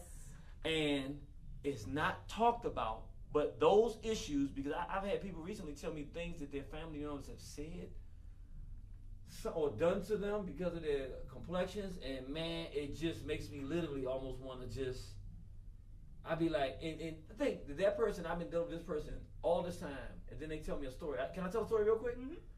I had a brother that told me that when he was little, it was him and his little brother, and he was at his mother dropped him off at his great aunt's house, I think. His grandmother's sister, I think. But it was family, a direct family member. And it was time to eat lunch, and she said, all right, and put his little brother's dinner or lunch on the floor and told him he had to sit there. And so he got down to get down. They said, no, you can sit up here. You sit at the table, but you sit down there, because he was dark skinned. And he said he got his plate and took it and said, no, thank you. If he's going to sit down here, I'm going to sit down here too. Now, that's beautiful for a little brother to do that. But can you imagine? We talking about right now. These are grown men now. I knew this brother for over a decade now. He been dealing with that reality of what happened, but not even halfway dealing with it like his brother. And I ain't never talked to his brother, but what is his brother's story about what his life was like and how he became who he is? Can you imagine if that's one story we know because his brother told me, what are the stories this man had? And what's the story that the grandmother had? The grandmother had. The grandmother had. The grandmother, the sister, the illness great for aunt. her to even do such a thing to a child. And these are things that we grew up with, and then you're meeting that person who was sitting on the floor. And you're trying to have a relationship with them. And he ain't never told nobody. And we can sit here and pretend, I'm a man now. Let me tell you something. Anybody, that's as a child, like you said, go back to childhood. That's going to have an impact on how you develop. It's going to come up. It's going to. The thing about it is coming up doesn't have to be verbal. It doesn't have to be in conversation. The thing seeps through your pore because it has to find an exit. That's right. Because it is toxic. Garbage in, garbage You know how out. they talk about, when people break out in pimples, they talk about the toxicity. It's going to find a way out one way or the other. Right. You have to think about the toxic stuff in your life from child. It's going to find a way out. And that's why you have a lot of angry men, black men out here with rage. You're looking like, boy, why are you so angry? And we tear each other down. Mike Tyson. We can have a simple disagreement. There you go. And then it turns into, you stupid MF, you dumb, you idiot, you shut the F The up. name calling, Just because a simple disagreement, somebody don't agree with what you said, they become. And it's tied to way more than that. Yeah. Personal conversation. Yeah, Mike Tyson, to what she's saying. Mike Tyson has recently come out and talked about the fact he was sexually abused, he was raped when he was a child, and how that drove him. But see, he's now, by a man. So now he's old enough now, but it's after all the mistakes he's made in his boxing career. So we see the positive side of the fact that he found something like boxing where he could take his rage out. So now he's legally letting his rage out, but it's considered skill. So it's a positive thing that we can all appreciate, and he gets to do it. But if we look at the issues he had during the process, nobody was there to help him deal with the other side of it. So that, go ahead and let your rage out, beat the heck out of the guy in the ring. That's okay because it's a sport. But then you got to come home and deal with the fact that wasn't your fault, son. And those things don't define you. And that should not define how you treat women or how you feel about other people or how you even feel about yourself. And you can talk through it. Nobody was there to do that. They're just people that are exploiting them. So here's another guy who we see in the public, the greatest heavyweight champion in the world. We think he's at the highest point, but we don't realize that he's dealing with stuff from his childhood that can sometimes it can be at the lowest point. We all are. Vulnerable. Yeah, and that's my thing as black people. We mess ourselves up to think that when we meet each other and we trying to do this relationship thing, that we're bringing wholeness to the table. That's immature thinking. That is immature thinking. If you understand what's really happening, you're delusional to think that. You know what I mean? Now, the level of damage you may not know. Right. Until like later on in the relationship. Right. But the thing about it is once you go in with the knowledge of, this person has some experiences, so do I. This is where honesty comes in and communicating with each other and patience. Yeah. Patience, because I feel like as women, the emotional piece, we're quick to kind of lay our stuff out on the table. My uncle touched me when I was 5 versus a man. You know what I mean? Yeah. He's not just going to come out and just sit unless he's done some work already around it, where he can freely talk about it. Yeah. But even when men are talking about, I lost my virginity when I was 11, 12. To a 20-year-old woman. Yeah, to a 25-year-old, my sister's friend. You wasn't even shooting sperms then. Like, what? That is rape. And so as a woman, having that conversation, making the connection as to why you deal with women the way you deal with women now. Because it's all connected and helping that brother to see how it's connected. And we also need to encourage each other. I feel as black people, I do it with the woman I'm around. If you need to go to seek therapy, find a black therapist, sit down, and get it out, because I may not be skilled to help this brother. The issues may be too deep for me, but I love you enough to connect you with someone who can help you. And let me say this for everybody. If you are a person, and to be honest, all of us need some kind of therapy, but let's say you're someone that really says, you know, I'm looking, I'm searching, and I need some professional help to do that. If you're in the Washington, D.C. metropolitan area, we actually have a sister who does this for a living professionally, and she is phenomenal. Everybody we've sent through, we've sent some people through, and they're like, thank you, this has been life-changing. Yes. Send us an email at liberation@waronthehorizon.com. Again, that's liberation@waronthehorizon.com, and ask us for that information. We'll, you know, it's all private. We'll send you that information, and then, you know, you see if it's somebody you like and you like what's happening. Very reasonable. Sister will not work with any of the, what they call it, insurance stuff. She's licensed, but she doesn't want to do the insurance because she wants to be able to do it the way that she wants to do it. And she does a phenomenal job. So again, send us an email, liberation@waronthehorizon.com.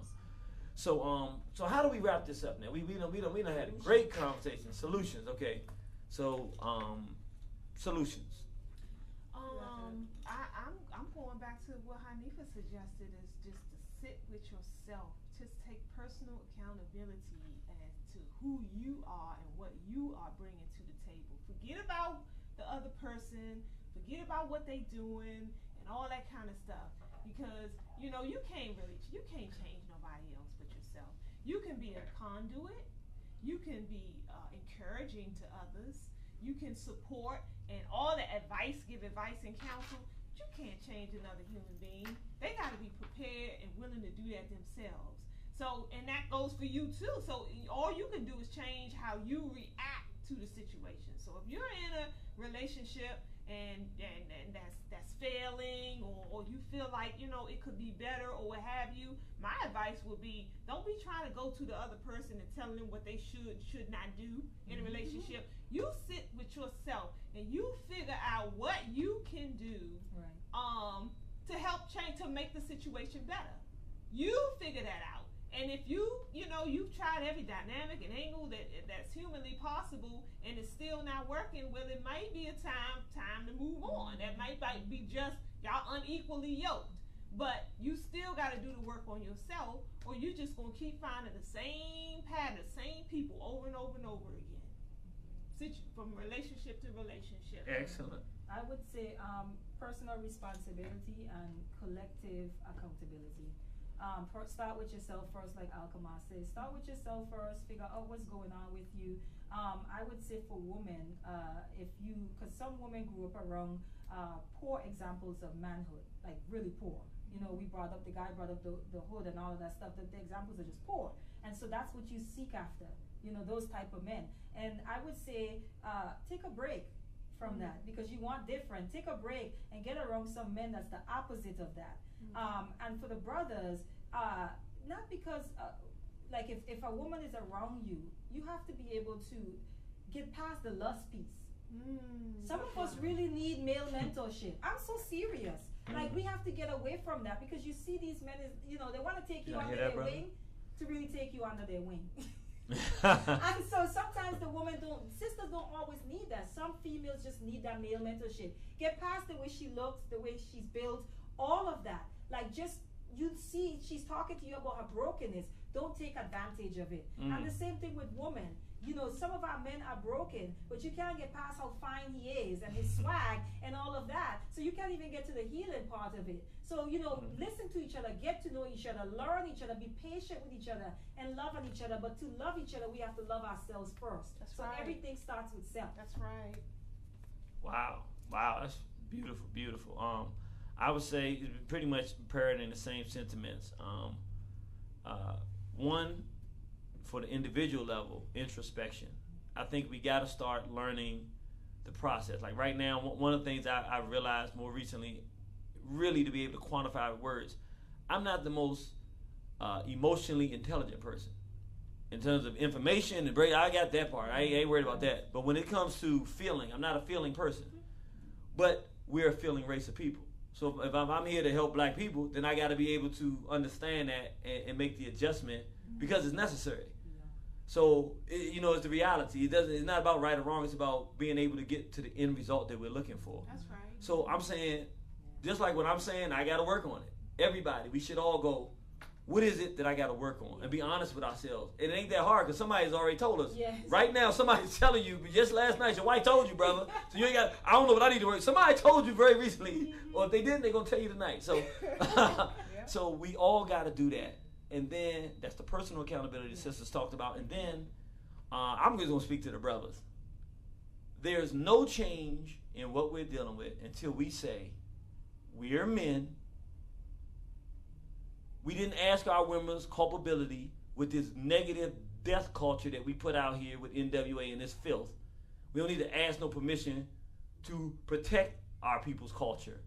It's time for us to be men, take power and responsibility, and eliminate this negative culture that comfortably disrespects and violates black people on a regular basis. I'm talking about the hip hop and everything associated with it. From songs that glorify liquor and alcohol, to abuse of women, to negative terms for women, to treating our women like sexual toilets, to devaluing the life of black people and talking about killing them as if that's something fun or valuable. It's time for us to Parties say, all in time. that's right. It's time for us to say, okay, we're actually men. They're real stuff that our community needs. That's what people are going to sing about. And it's not a debate. We're not asking people. Some people we may ask if they'll get on board, but it's really about us deciding we're going to change the culture no matter what the cost is. It's our responsibility to do that. That's what I said. I said it's time for us to start being men again. And I'm saying that's an easy place to start because there's nothing we can do in these conversations as long as we're going to go outside and put in a tape or a CD, or even if somebody's allowed to go over the airwaves and call black people N's, B's. In ending that, I'd like to tell one quick story because I think it's important. See, Dolores Tucker was out here fighting against all of this negative stuff at one time. A lot of us were against her and didn't realize she was really trying to help us. But she talked about how she's talked with Suge Knight. And she sat down with Suge Knight and was explaining why she didn't like to disrespect the black women and how other people were controlling them and doing this. And he said, let me tell you, I know what you're talking about, sister. According to her, she said, we made a song. He said, and I thought it was real weird because we said, look, after we go get all the black bees, and we go get all the white bees, then we gonna get all the Asian bees, then we gonna get all the Jew bees, then we gonna do. And he said, whenever we play our songs, before we release a record, we have to let the record company approve the record. I didn't know that. He said, so we sat down and let them play that, and they said, take the Jew bees out. Leave all the rest, huh? He said, the record company said, take the Jew bees out. We will not release that. And I'm saying that to say, the Jews didn't care about how much money was being made or how much they was going to lose or if he would leave the lake. None of that mattered. Their respect for themselves was too much to allow some Negro or some black person, you know what they called us, to put out a song that would say something negative about their women because it might give somebody the idea that their women, that people had the right to disrespect their women, and ultimately that could result in negative things for their people, so they wouldn't do it no matter what the benefit economically was. It is time for us to start putting our morality and the well-being of our people before our pocketbooks. Yes, we got to survive, but we got to do more to survive. We got to live. And if we're going to live, we got to be responsible and have some basic moral positions that we take, and we have to be willing to enforce those standards as men.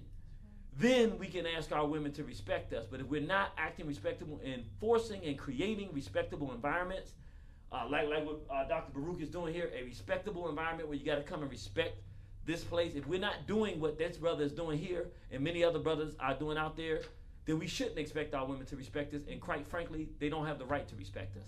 So with that said, brothers and sisters, I'm glad you tuned in. I think it was a phenomenal program. What y'all think? Yeah.